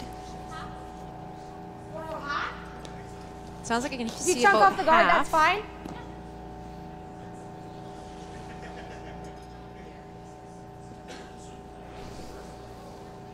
Hack weight, I think, being thrown by Des. Yeah, and Corrine's saying, you know, if you happen to curl and get the guard, that's okay too. Close. Yeah. No, clean, clean. Yep, yep. Yes. Yes. Hard. Any roll, Sam. Any roll. Go, go, go, go. Oh, great brush. Good throw, Des. Nice. Yeah, they would have preferred to roll that one back towards center, Terry. They don't want to leave anything behind the corner so that Diane Gushulak's team can freeze to it. So pretty good result. It would have been better maybe just to roll a little bit more. But you got to remember, too, they're throwing hack weight, so it's hard to get a bigger roll with that kind of weight. Nice control, though, on Des's shot.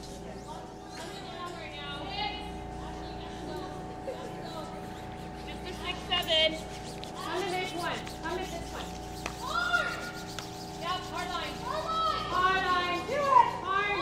Hard. Keep going. And an outcome just exactly as you said, Melissa. It gives them an opportunity to come down and give themselves some backing on that stone. What do you like? Feel it out? There's like this much room. I just don't want to jam. You could go that, but they just freeze you. I don't hate that. I think that's easiest. Okay, 10. How much room do you have? Lots. So you can roll buried. Okay. Just a 10.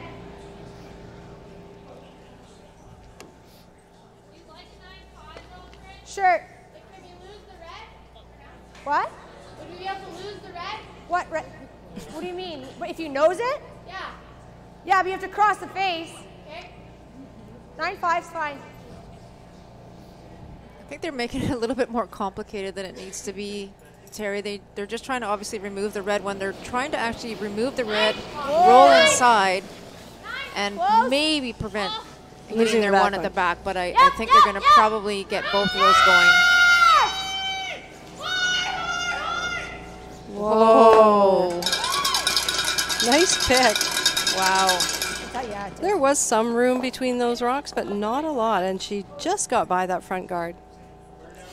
That was so close to chipping that red stone that's just outside the rings there. Wow. Great brushing by Erin. But you definitely couldn't do that and save your shooter, so it was one or the other. I think they wanted both. Probably, so that it prevents Team Gushulak from freezing again, but this one's coming up a little bit light. Keep it coming. You bump that at all? Yeah, they're on their own front one there. Big mistake there by Jessie. Start to wrap around. I like this way though.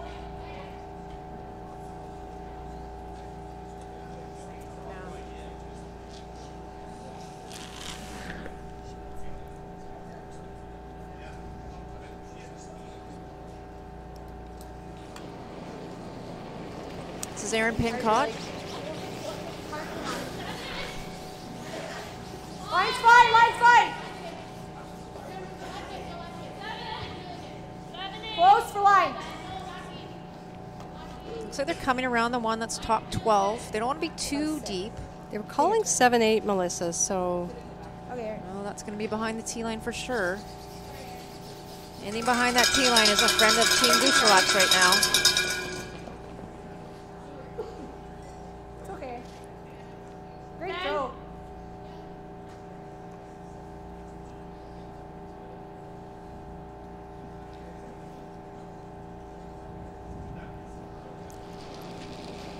So, kind of an interesting call here. I know that Diane's probably not overly comfortable with 3 blue stones sitting in those rings, but this stone right now is probably the one that's not doing a lot for them. Like they were trying to play the hit and roll. We saw the finish on that stone thrown by Erin, and there was really nice finish in there. It looked like there certainly would have been room to follow her down and come right down to it. It's getting late in the end, so you got to make a decision at some point whether you're going to try and go for that deuce. But the hit and roll, that's a tough shot, and it might not have given you a whole lot. Right off. Des all the way. Des all the way. So Erin was quite wide on this one. Yeah, very full. Like really full. Oh, she got lucky to get a piece.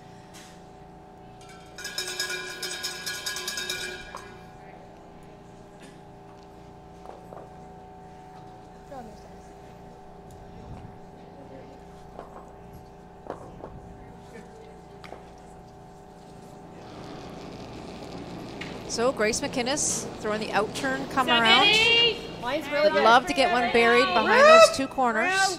Yeah, they've got a nice double guard on the corner there, Melissa. They get something buried in behind there. It could be tough. Get it back better. Could present a problem for Team Brown. Let it work then, Jessie. I want to be heavy. This one's got some legs as well.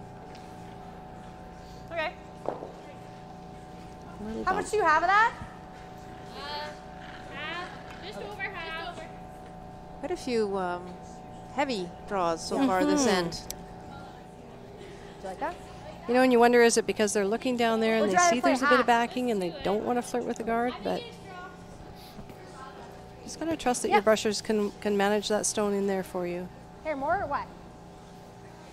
Okay. So Corrine can't see that red one enough to throw any kind of hit weight at it, so she's elected to freeze to it and just try and. Yeah. If she can do that, it will be not in a scoring position.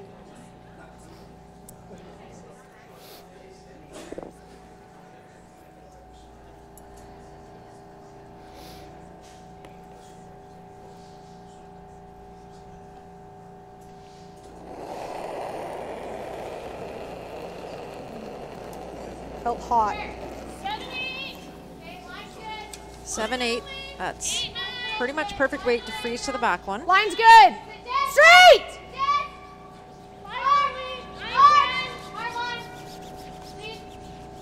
Got almost a 14.5 on that, Melissa, so it should be back.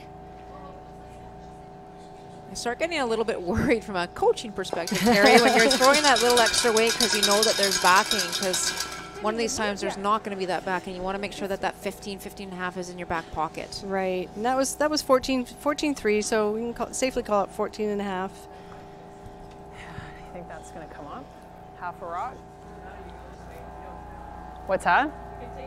Let's try this turn. So she's yeah. Trying for a hit and a little flop over in front of that other blue. Here, Les. You got to keep the shooter. Actually, Grace, play the other turn. We got to go this way. Yeah. Okay. They're a tiny bit staggered.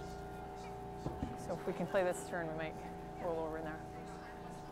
So she's thinking that she knows this turn a little bit better, Melissa, or she thinks she can get a better result? She wants a flatter roll, I think, so she's elected to throw this out turn. Take a bit less, let's throw 9-5. Try to get over it. So she hits about 3/4 on the low side. She'll get a nice roll to the pocket over there of those other 3 stones. Hit and rolls are so tough, especially on ice that curls so much. You have to throw that right weight. Easy. Whoa, whoa, whoa. No, she no, could have actually also froze to this stone that she's about to hit as well. Yeah! That's not an easy shot either. No. They lost it, I think. Yeah. Yeah, it just rolled underneath. So leaves Brown sitting shot. So you saw that because they felt like they had a lot of room on that, Terry, the brushers didn't even have a brush down. They kind of were just walking beside it, and by the time they called it, it was too late. It was too late. So always a good thing to have one brush down at all times. Be ready for when the rock makes its jump. Yeah, you're not going to hurt a stone, especially a hit when you're throwing it like that. No.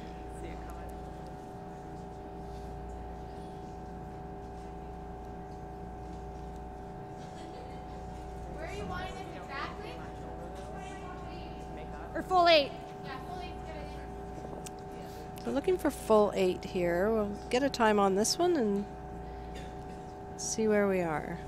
Yeah, Corrine doesn't want to come in too deep. She doesn't want to give Diane an easy open hit for the single against 2. She wants to force her maybe to draw against 2. It's a lot harder to draw right now. Calling 5-6, which is right in the right zone. Just not taking that curl yet, Melissa. This one looks like it has a little more than a 5-6, I'm guessing. Is it going to sit? Got a 15 on that one. Well, it should be around T. Can you bring it back?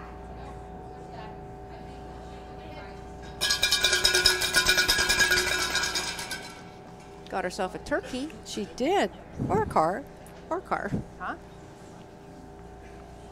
So Diane's going to have a quick look and see if there's any double possibility there for multiple point end, but she has to be careful. This is that risk versus reward. Can't afford to give up another point here in the 7th end. No, especially in this game, Melissa, where, you know, this is that key game where you don't want to be done when you're finished this game. Yeah, let's call timeout. I think that's a great call. They'll have their coach, Brent Giles, come out and have a conversation with them. Got 2 timeouts for each team during each game, so it's the first timeout call we've seen yet in this game, I believe, Melissa? It is. Yeah, I hope the coaches are still with us and not sleeping.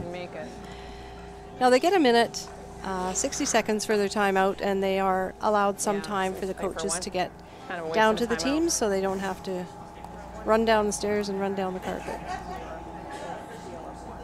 So just as we wait for Brent Giles to join his team again. I was just quickly looking at it thinking you might be able to keep your shooter for 3, but I don't think you can. It's too steep. Just kind of listening in here to what Diane has to say, and yeah, I think that's maybe wishing. I don't think there's any chance that you can get through on this. Oh, it is. It is. Yeah. But again, this is that risk versus reward. It's actually not that You're thin, taking a huge chance here. Yeah, Coach Brent making his way down. We may as well have a chat. Stepping over all the Scotty's tissues.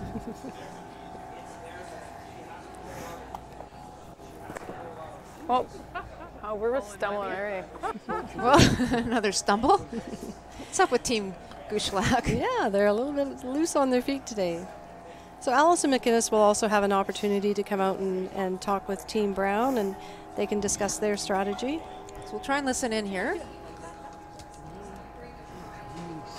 It is. Yeah.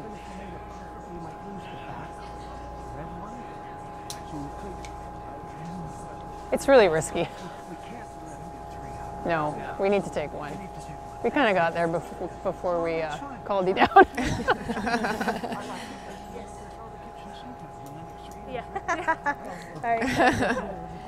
And that's why you have a coach, Terry. Words of wisdom. You have to get one here. You can't have to afford score. to give up. 9-5 I just threw.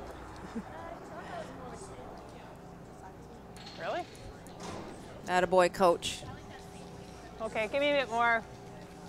Here, more. What? Felt like 9-5. Are you saying coaches don't get enough respect here, Melissa?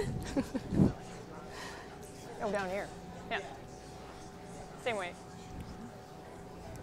This is a smart call. This is what you have to do. It's too much of a risk this late in the game, and you're already down 2. You cannot give up any more points right now. So hit and stick for her single. Diane Gushulak, last stone of the 7th end.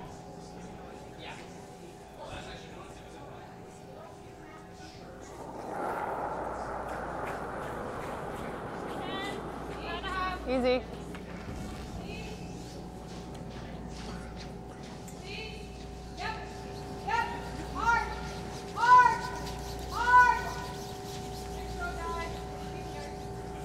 Nice throw. No mistake. That's the outcome you want right there. So 1 point on the board for Team Gushulak. They're still down 1, but there's 3 ends to go. Okay. We will be back shortly for the last 3 ends of the BC Scotties here in Victoria.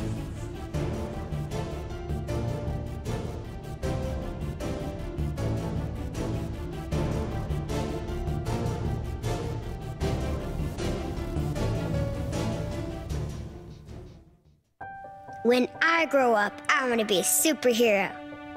I want to be a firefighter.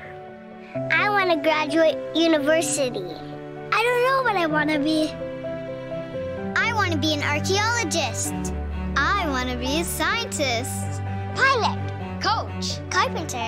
I'm going to be a curling champion. Kids dream big. Your support will help them realize their dreams on and off the ice. So a quick look at the last 3 stones of the 7th end. Diane Gushulak trying for a hit and roll. It'd have to be so precise on this ice to make those hit and rolls, Terry. So precise, and she just overcurled it there, and Corrine comes in, puts her last rock in a real nice spot where Diane was tempted a little bit to go for the double, but after consultation with her coach, agreed it was much too risky. So an open hit against 2 for Diane Gushulak, and she makes no mistake. Gets her single. 5-4, Brown leading over Team Gushulak. 8th end, 3-4 game. Winner goes on to tomorrow's semifinal. Loser goes home.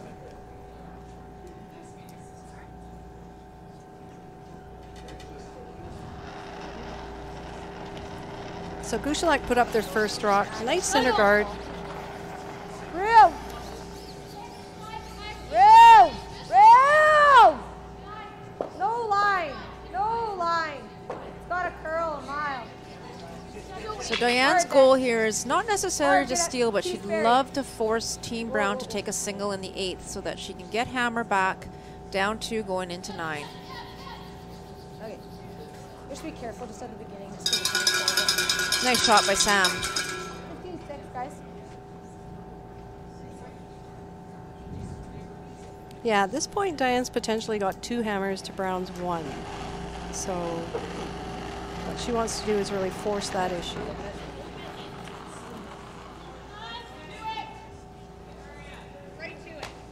Looking for a corner freeze right on top of it.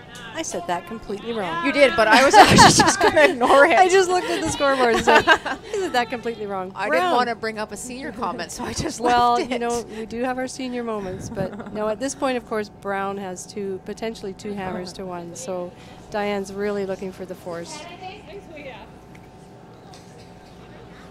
pretty good shot by Ashley Sanderson. Needed to curl maybe another inch or two to get to the face of it. Just come to the inside of it. Looks like there's some room there for Sam Fisher to get to the inside of the red one. Be in a good position if she can make this. Whoa, whoa, right off. Aaron, hard. Aaron, hard. Looks like she might have got this one out a little bit, Melissa. Yeah, the last thing you want to do is hit it on the outside and jam the red stone onto your own blue shot stone, but I think that's what might happen. Not a terrible result there. No, I agree. Still have 2 stones in the rings. Got a bit of air there?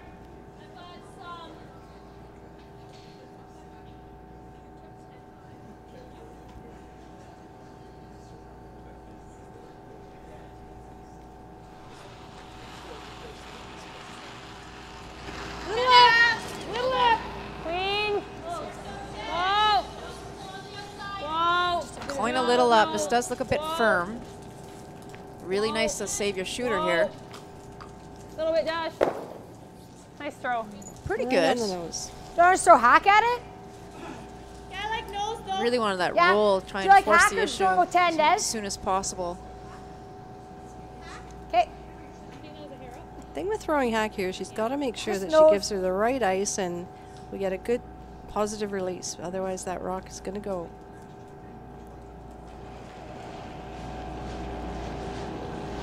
Bit big. Whoa. Good Clean. Yes. Yep. Hard. Clean. Whoa, whoa. Clean.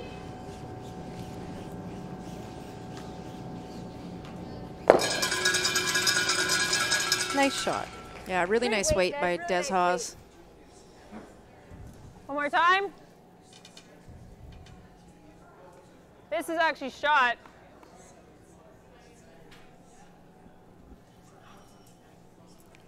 One more time, same weight. So Diane not comfortable with that rock in the top 12 and electing to. No, Jesse, I think we gotta hit this. Okay. I'm in here. And I was just about to say she doesn't necessarily need to You can go have here. after shot rock right now because it's in the back 12, but she feels more comfortable with it. I think she's also thinking, Terry, if she plays the hit and flop on that top blue and there's a possible jam just because it's so tight. But if you hit shot rock, you force the opposition to have to come after you. Remember our mantra, Melissa, if it's not in the house, it can't count. That's a nice shot by Jessie. Just nose it, Des. 10. And if Team Brown ever gets hits and rolls out here, that opens a door for Team Gushulak to make the play on the other blue stone. So really important here for Des Haas to nose this. Whoa. Easy. Close. Down. Whoa, just clean. Yep, hard. Clean. Hard. Nice shot by Desiree. Having a great game today. You want to come in? You want to come in?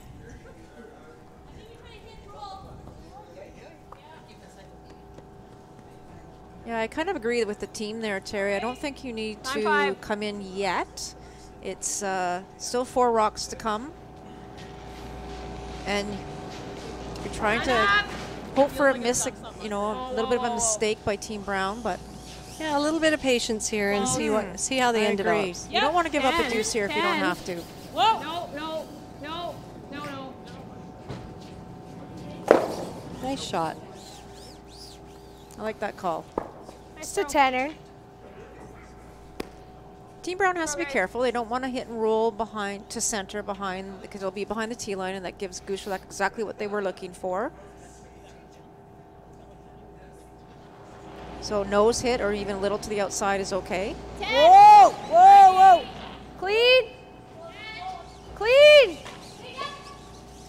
Yep. Hard.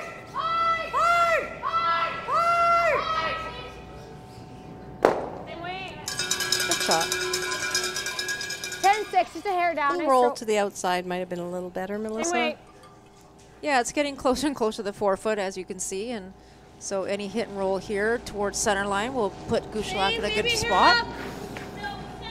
Whoa, whoa. Calling Got a the same little, weight? little hair up. Whoa.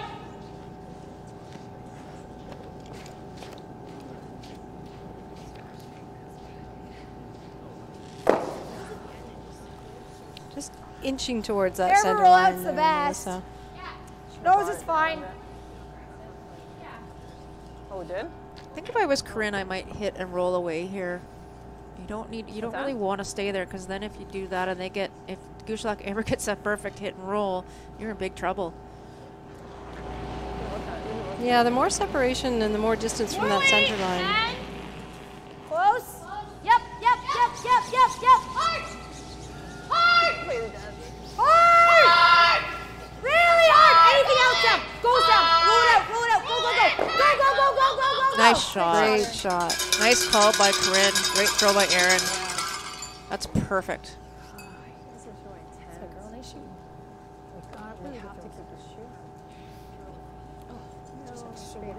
That's exactly what she wanted. Certainly makes that roll to the center a lot tougher for Diane. Definitely. Here more. Yeah. 9/8 side of 10. Not to say it's not there. And I think Team Gushulak wants to be a little more aggressive on this. Like, really go for the roll this time. If it rolls a little bit too far, at least it changes the play. It's got lots of room to roll. It doesn't have to even be to the center. It can even be past the center, behind that blue stone, top 12.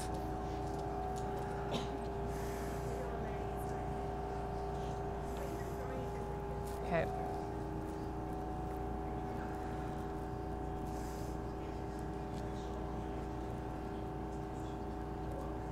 Big shot here for Diane Gushulak. Trying to do everything she can not to give up a deuce. 10, 2. The eighth end. Whoa. Let it work.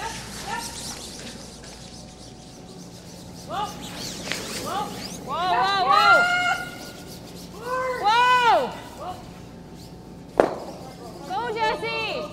Oh, fantastic Beautiful shot. roll. Yep. Great call, Grace McInnes. Yeah, I'll give you her. And those rolls can be tough to call, Melissa, especially when you're coming through the break point. The guard's pretty high from So it. you saw them on and off. And this is where I said they want to be a little bit more aggressive. Yep. So a bigger roll almost more important than just a Right. little roll. But it Roll looks away like if you Corrine can, actually guys. might have a piece of this.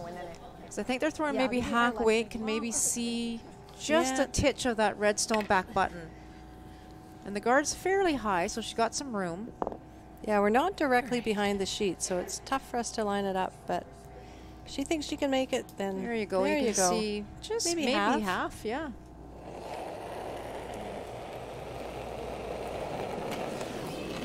Yep.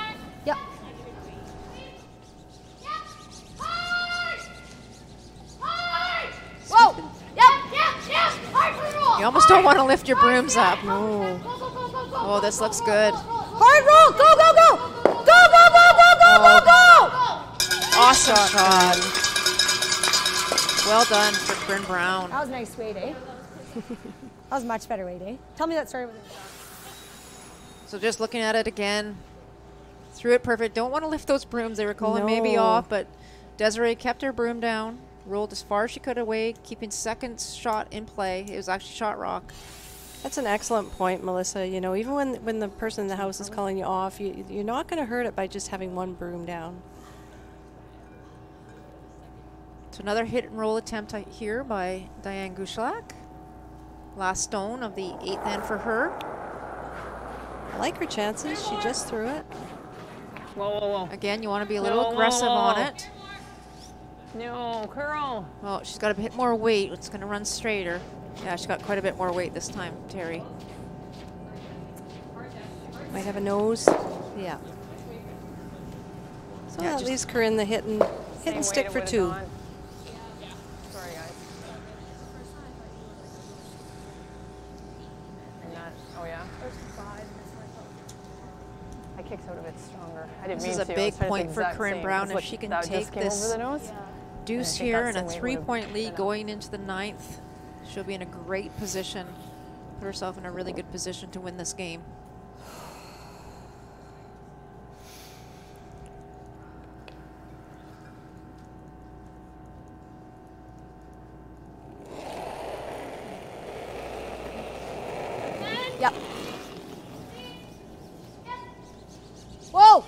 think Corrine maybe thought she got it going there, but she actually threw it great. Got quite a bit of weight. Just cleaning all the way down. No mistake. No Nice mistake. That's our junior Canadian champion. Unbelievable. 2 points here in the 8th. Takes a 3-point lead going into 9. Don't go away. We will be right back.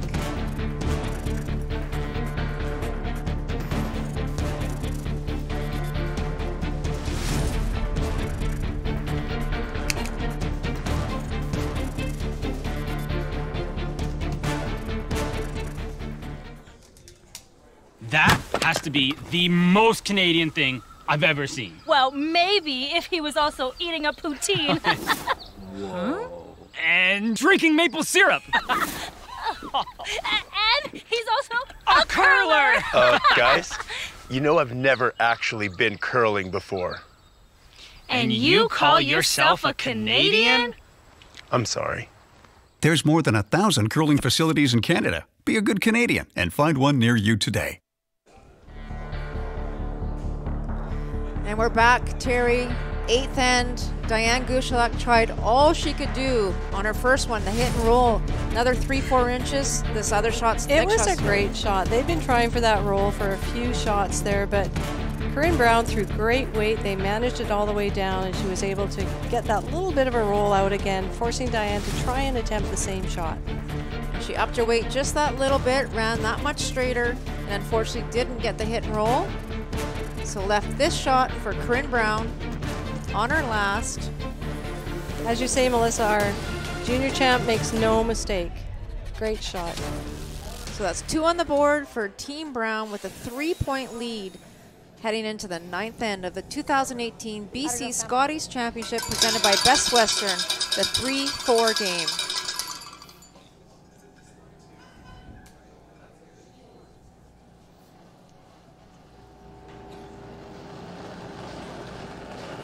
No option here for Team Gushulak other than to get some corner guards. Try and manufacture a deuce here in this all-important 9th end. That's right, Melissa. If they can score a deuce here, they're just down 1 coming home without hammer, of course, but with the 4-rock rule, there is opportunity for a steal. Do you like same turn? Just give you a hair less ice. Steals, however, have been in short supply in this game. Yeah, they sure have. We saw a couple earlier today in the 1-2 game.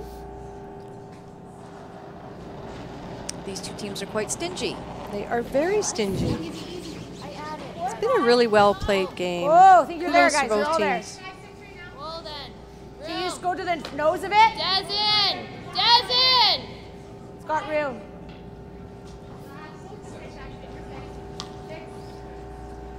Just freeze right on it then.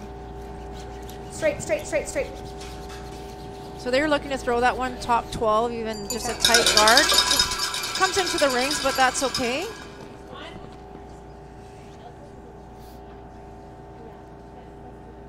Corrine Brown is all about eliminating opposition stones at this point. Let it work.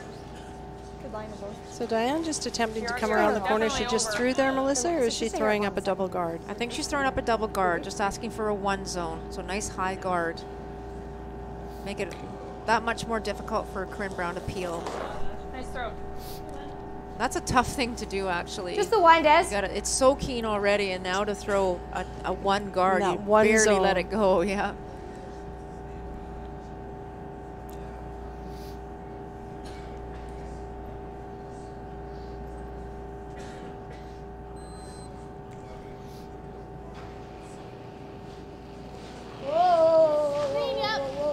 So peel attempt here by Desiree. Yep. Make sure 1 goes away. Whoa. And both go away. Beautiful shot by Desiree. Wow. Comes right back to your comment, Melissa, about what a great game she's having out there today. She's happy with that for sure. It's kind of a cheeky double peel.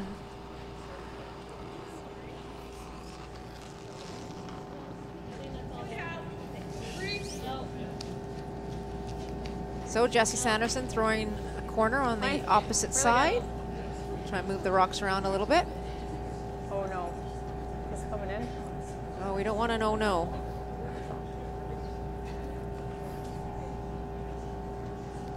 You want to try a stick?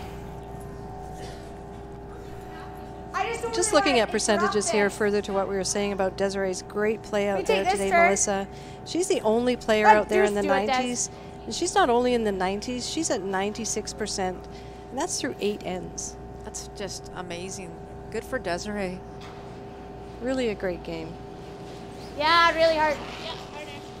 So unfortunately for Jessie, her guard slips into the rings. One way or another, it was going to get peeled by Team Brown.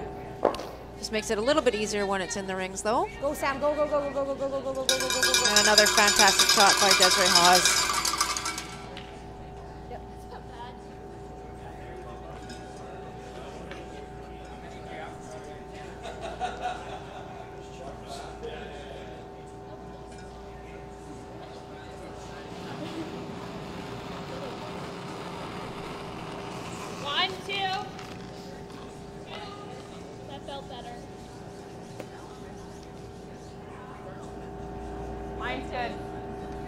Another corner guard.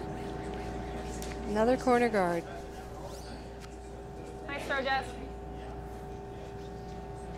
Okay, you're gonna have to move these. Push her back.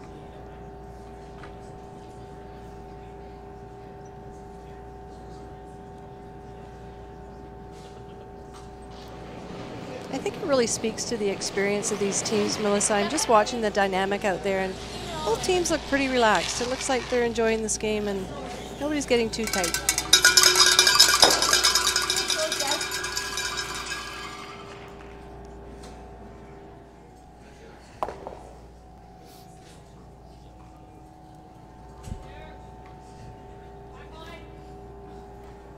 Yeah, I think it's time on Grace McInnes's shots now. Diane's going to have to make a play on those 2 blue stones, so she's just looking for tap weight. Give herself some backing in the back of the house.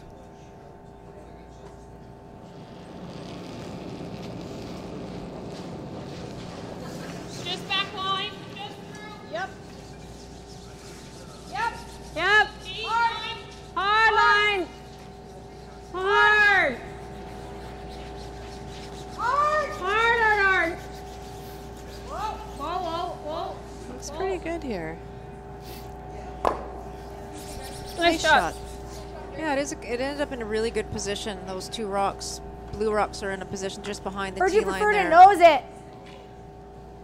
And I like how Corrine's thinking right now. Right. She doesn't really need that blue one back there. No, she sure doesn't. Quite happy to double that out. She doesn't need any more points to win this game, so just get rid of it.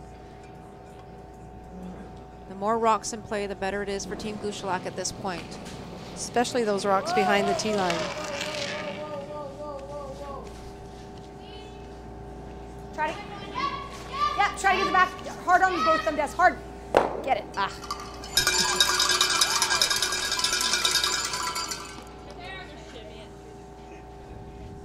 Yeah, those rocks right now are very, very favorable to Team Gushulak. If she can corner freeze the one on the left on our screen right now on the center line side, there's no way it's going anywhere if it gets hit. Just corner freeze it. They try and attempt it, it'll probably jam on the other one. Sliding path. Let it work. Round. 7, 8. Let it work. Right here. 8, 9. Let it work. Probably not. 8, 9's a lot of weight. They don't really want to move those blue rocks. They don't.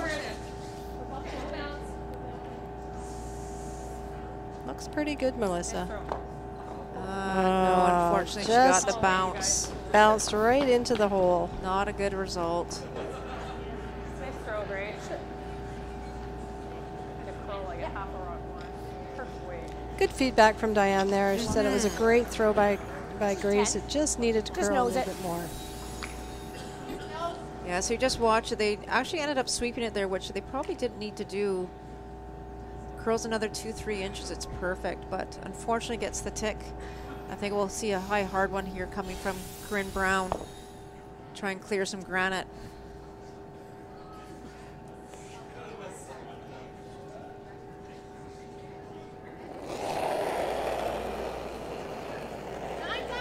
Pretty controlled, actually. Yeah, it looked good. Doesn't need to leave her shooter there.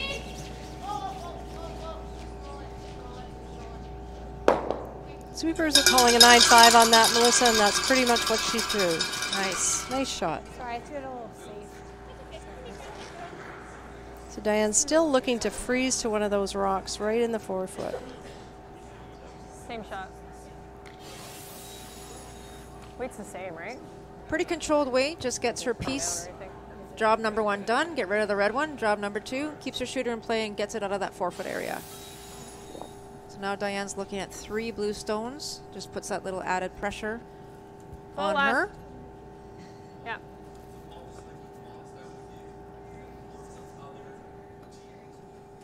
Still in a pretty good position, Terry, if she can corner freeze the one that's closest to the center line there. On the center line side, it'll still be difficult to remove. She's trying to manufacture a skip's deuce here.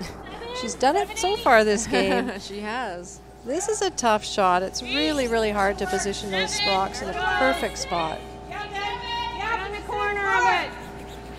7's good Calling weight. 7, which is just perfect. Gotta stay on the center line side.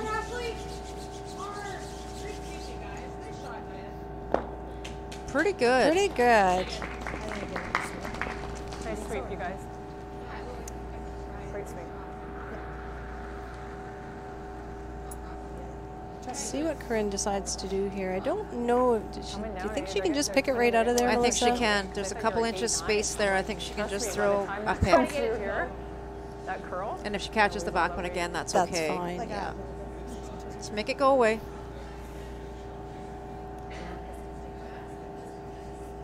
Yeah.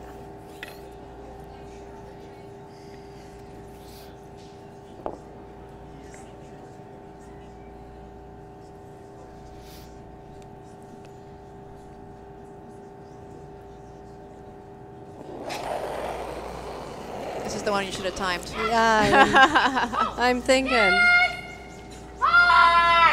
Anywhere on the outside, it'll go. Great shot. Wow. Great shot. Well done, Corrine Brown. Ooh, that felt nice. You know, sorry, Melissa. Sorry, just going to say losing that back one actually makes it a bit tougher, too, on Diane. A little more. Yeah, she threw some good heat on that. Yep.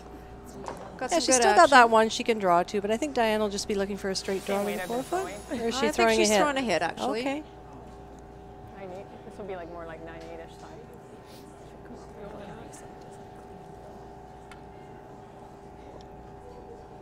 Big shot here for Diane.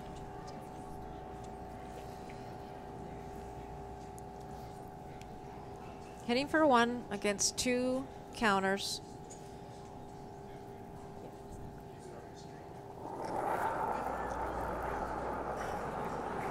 Little soft. Right to it. Right to it, hard. She said she was a bit soft out of her Yeah, hand here. this is really curling, Melissa. Really curling.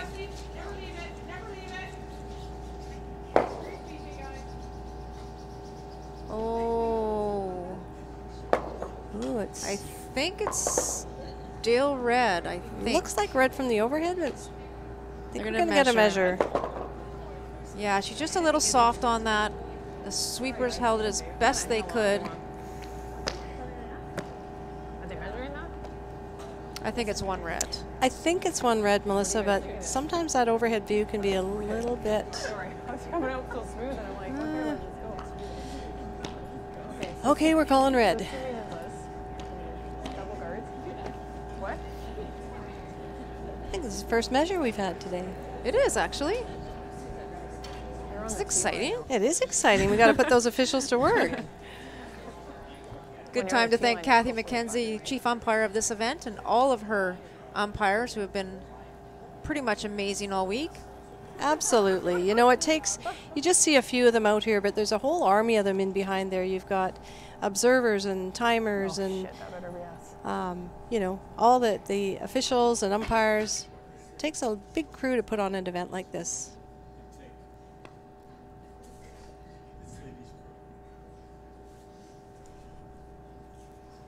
All right, here we go. So in addition to thanking Kathy, Mackenzie, and her crew, just a huge thank you to Danielle Callens and her host committee crew have just done a stupendous job of this event. They sure have. The stands have been full all week. It's been busy around this Victoria Curling Center, and it's Danielle and her team have just done a fantastic job. Looks like they're having a little trouble with that measure right now. It's almost like it's not moving. The needle's not moving. Yeah. Yeah. Technical difficulties, perhaps? You can see it's not moving at the top there at all. Oh boy.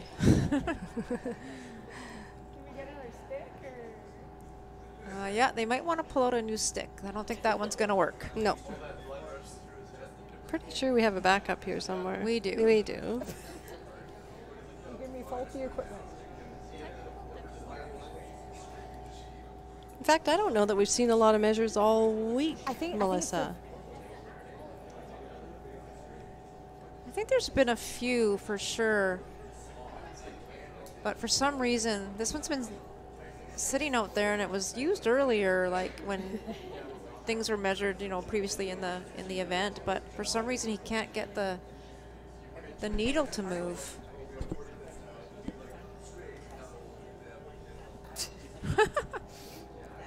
Wow, this is the longest measure in.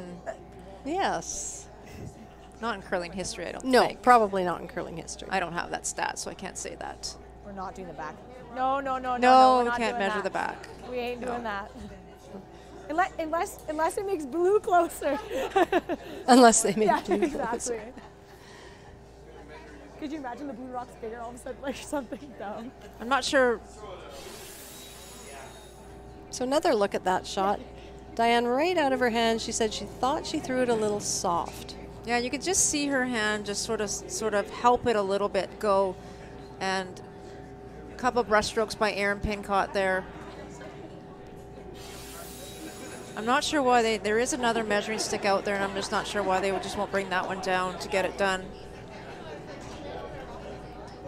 Now we have 3 umpires trying to get this thing to work. 3 heads are better than 1? Sure. Or get another stick. I have to agree with Corrine Brown, though. You're not going to measure it from the back half. You have to measure it from the front. So, I think we got it. 3 heads were better than 1. Here we go. This is a very, very important point, obviously. Diane Gushulak needs this one. You know what, Terry? It looks like it was almost on backwards. Could have been, yeah. I think you're absolutely right. Because it was turned around before. Oh, geesh. That's no good. Never a dull moment in curling. So here we are waiting for the end of end 9. Who will get the point?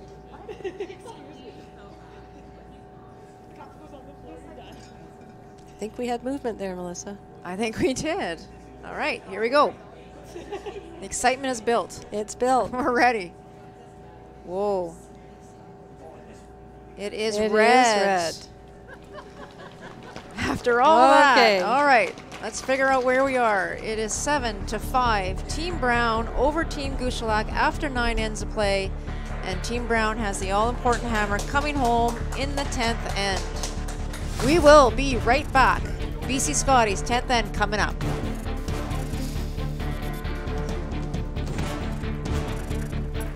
Curling, the game with the ice and the rocks and the sweeping and the yelling. Each game starts with a handshake. Then, 2 teams of 4 people take turns throwing 44-pound stones down a sheet of ice. Each team throws 8 rocks, and the team closest to the center after all the rocks are thrown will score the points. This process is repeated for 6 to 10 rounds until one team is victorious. It's just that simple. Or is it? All right, here we go. The highlights from the 9th end. Diane Gushulak on her first. Makes a pretty good freeze attempt. Moves it a couple of inches. But then comes the high hard one. Then comes the high hard one. Corrine makes no mistake on that throw. She throws it really, really well. Again, Diane's hit coming out, as she had mentioned, just a little bit soft. Hit and roll in a very lengthy measure resulted in a score of 1 for Gushulak. Yeah, she got her point. So again, once again, the winner of this game goes on to play Team Thompson in the semifinal tomorrow morning, 11 o'clock. And unfortunately, the loser will go home. So in the driver's seat right now is Team Brown up 2 with hammer. And they are pretty happy not to have any rocks in play.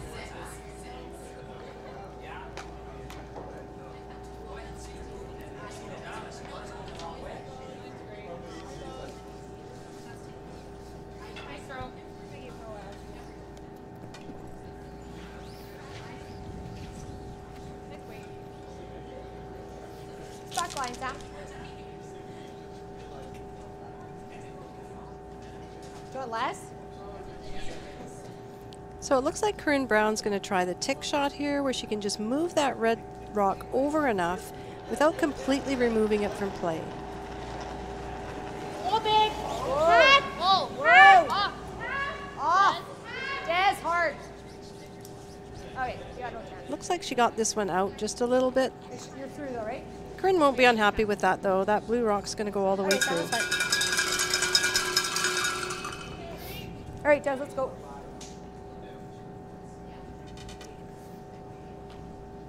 So I think Team Gushulak would probably want to throw up another guard here. They want to make it difficult for Team Brown. They don't want to give them an easy peel. We don't have to get 2 rocks into those rings yet. Good. Patience. Patience.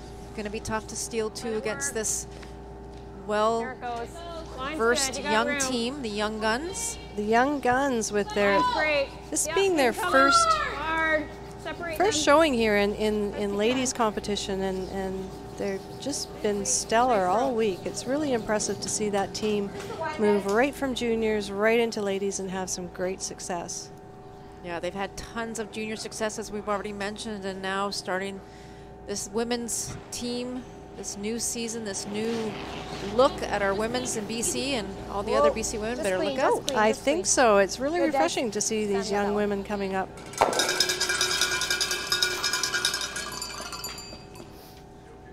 No mistake there again by Des, who's just having a great game, as we pointed out early. 96% up to the 8th end.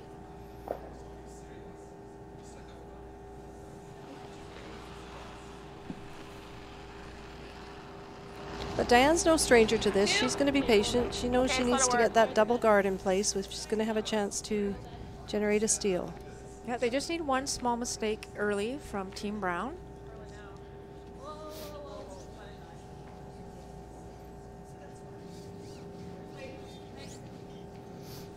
Nice shot by Jessie Sanderson.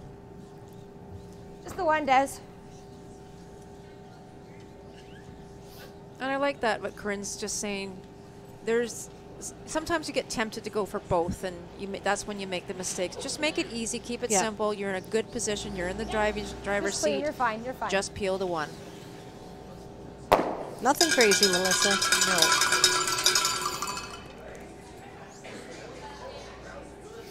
Right here. Yeah, these are pistol. Just keep peeling.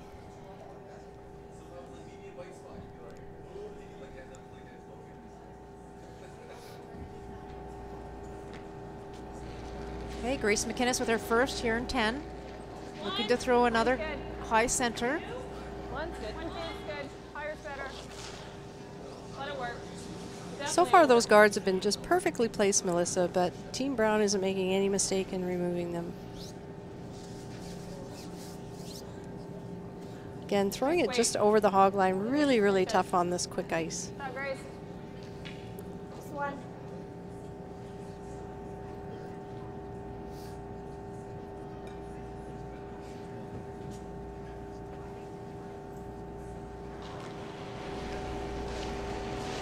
Whoa. Whoa.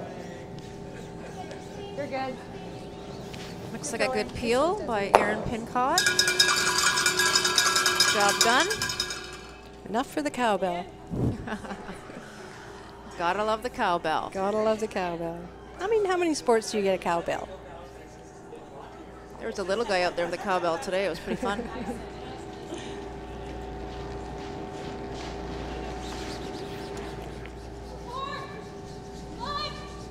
Hard. 3. Okay, 3's fine. Yep. Yep. Yep. Room. Where are you here? Go. 3, 2, 3. Oh, no. No, you don't want to group these rocks together, unfortunately. Just came a little deeper. Yeah, it was kind of in betweener. Wasn't high and it wasn't too deep. An in-betweener. Ah, I just made that up. It's a new word. I like it. Okay. Just the one's fine. Again, great patience and experience being shown by Corrine here. Just peel one. Yeah, I love it.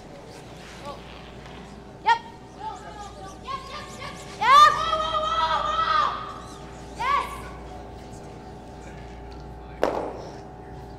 Great shot. That's Peeled that out and moved the other one over far. Great shot by Erin.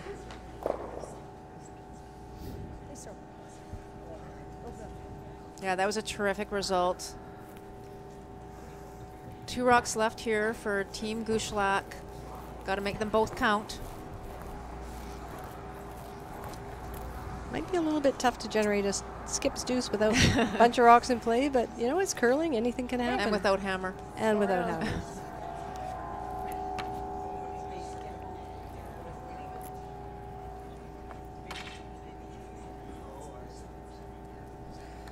Even so, I'm going to say we've been treated to a really good game here, Melissa. We just look at that scoreboard and you see it's just been a great game back and forth. Even deep.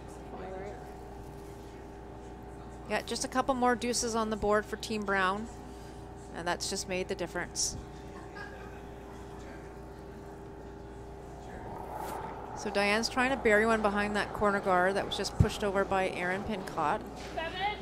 It's only going to be in the That's the 12 room right foot, but you want to try and force the opposition to make a mistake. Got room. 6, 5, 6. Get more. Got to go hard for Wade, looks like. They were calling 5-6, but it looks like it's coming down pretty Yeah, good. I think they changed it to a 4. It's going to be partially exposed. How much do you have of it? They just throw peel at it if you get the guard, that's fine. So, yep, Corrine's elected to throw peel at it, so she must be able to feel she can see enough of it. Yeah, I think she can see about half, and the key there is, Terry, Hard's obviously fine. you get one or the other. Right. She's going to have an Peel open hit it. regardless. If she misses it and peels, she'll have an open hit on her last one. She makes this one go away. I'm going to say it's probably game over, Melissa. I don't think that high one is I say it's game over. close enough that Diane could generate a split out of that. So Corrine Brown with her first here in the 10th end, up 2 with hammer.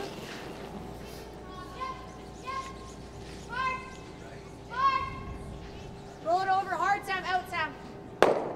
All right. Yep. The drama continues. Drama continues. Corrine won't be unhappy with that, though. No. He was to make one of them go away. For sure. She'll have an open hit on her last. That's all you can ask for. Other side.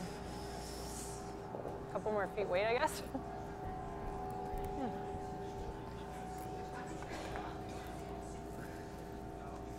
So really, Diane just needs this anywhere in the paint, Melissa. We know Corrine's going to have an open hit regardless on her last shot.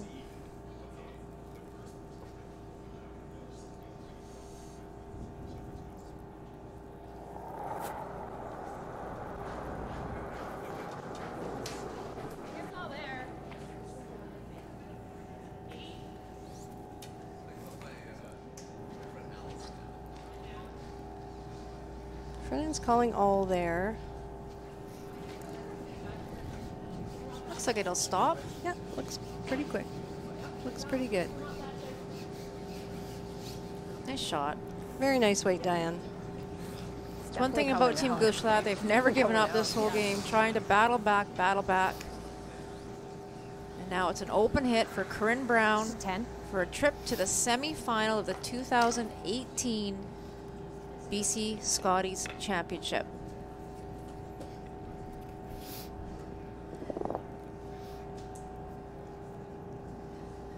got lots of time here. She can just settle herself in the hack and make sure she has a nice clean throw.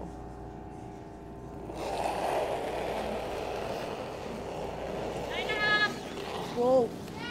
Sam, hard. Calling Sam hard. She might be trying to encourage it over a little bit there. No problem. And there it is. Congratulations to Team Brown. 3-4 winners over Team Gushulak. We will see them tomorrow morning, 11 a.m. And we're going to throw to a quick break and come back for some final comments.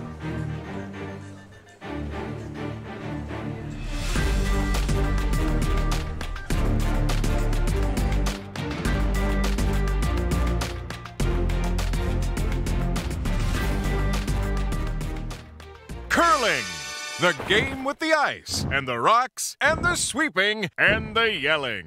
Each game starts with a handshake. Then, 2 teams of 4 people take turns throwing 44-pound stones down a sheet of ice. Each team throws 8 rocks, and the team closest to the center after all the rocks are thrown will score the points. This process is repeated for 6 to 10 rounds until one team is victorious. It's just that simple. Or is it? I am here with the winning team, Team Brown. We're getting some body heat going over here. You guys keep warm, but I can tell you it is cold in here, but I guess all the energy, the playing, and that was a tight match between the two of you. I was watching inside, it kept going back and forth. What did you think the outcome was going to be? Did you think you were going to take this one? I mean, we felt confident coming in, but we knew it was going to be a close game, so we just wanted to give it our all today. Excellent. And how do you feel the game went? It went well. We took all our chances and we put it all out there, and obviously we got the outcome we wanted. I'm so happy for you. And the Team Brown captain, she wanted you to make some comments. And you ran away from me, so I'm putting you on the spot now. How do you feel after the end of the game? I feel good. We really controlled the ends we wanted to control, kept hammering when we wanted to, so I'm really proud of us, and hopefully we can keep that going tomorrow. Wonderful. And now, of course, Corrine. We spoke after the 5th end, and we weren't sure if we were going to talk at the end because we didn't know who was going to win. It was up in the air.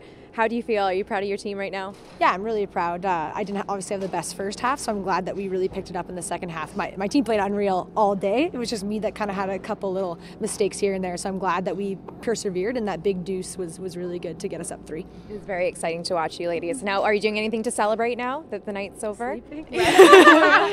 Me too, because I'm going to be here in the morning to see you girls. So all the best tomorrow and have a good night's sleep. Thank you. All right, back to Melissa and Terry.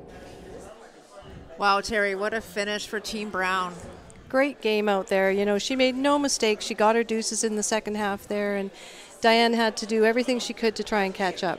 Yeah, and they did. They battled back, but that deuce, as Corrine pointed out, to go up 3 going to 9, that was huge. You get that deuce, you're in total control. So our highlights in 6 were Diane just flashed that hit there. And that was a big flash by Diane. It was just an early mistake. It set Team Brown up for a deuce. So Diane had to give it her all on her last one. Tried for the hit and roll. And got a pretty good outcome until Corrine threw her last one. She could see a piece of it. Well, it looked like Corrine might have a chance for 3. Scoring the deuce there was just great.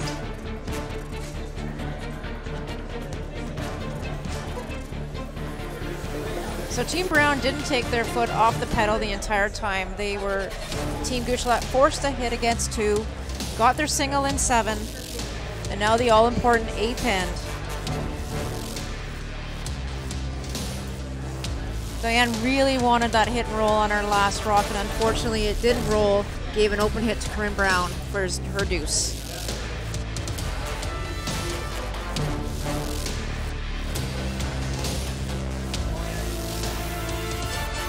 Coming into the 9th end here, Corrine was throwing the hit down, no mistake. Picked that one out right off there, off the button. Diane let it go out of her hand, as she admittedly said, threw it a little bit soft. She got the roll, turned out to a measure, which of course went Gushulak's way, and she got her 1. And an open hit on her last one to win this game. Corrine Brown going on to the semifinal tomorrow against Team Thompson. Tomorrow's game, 11 a.m. Qualifier game, Team Thompson versus Team Brown. I can't wait. It's going to be exciting. It's going to be a good one. Looking forward to tomorrow. Come on down to the Victoria Curling Club.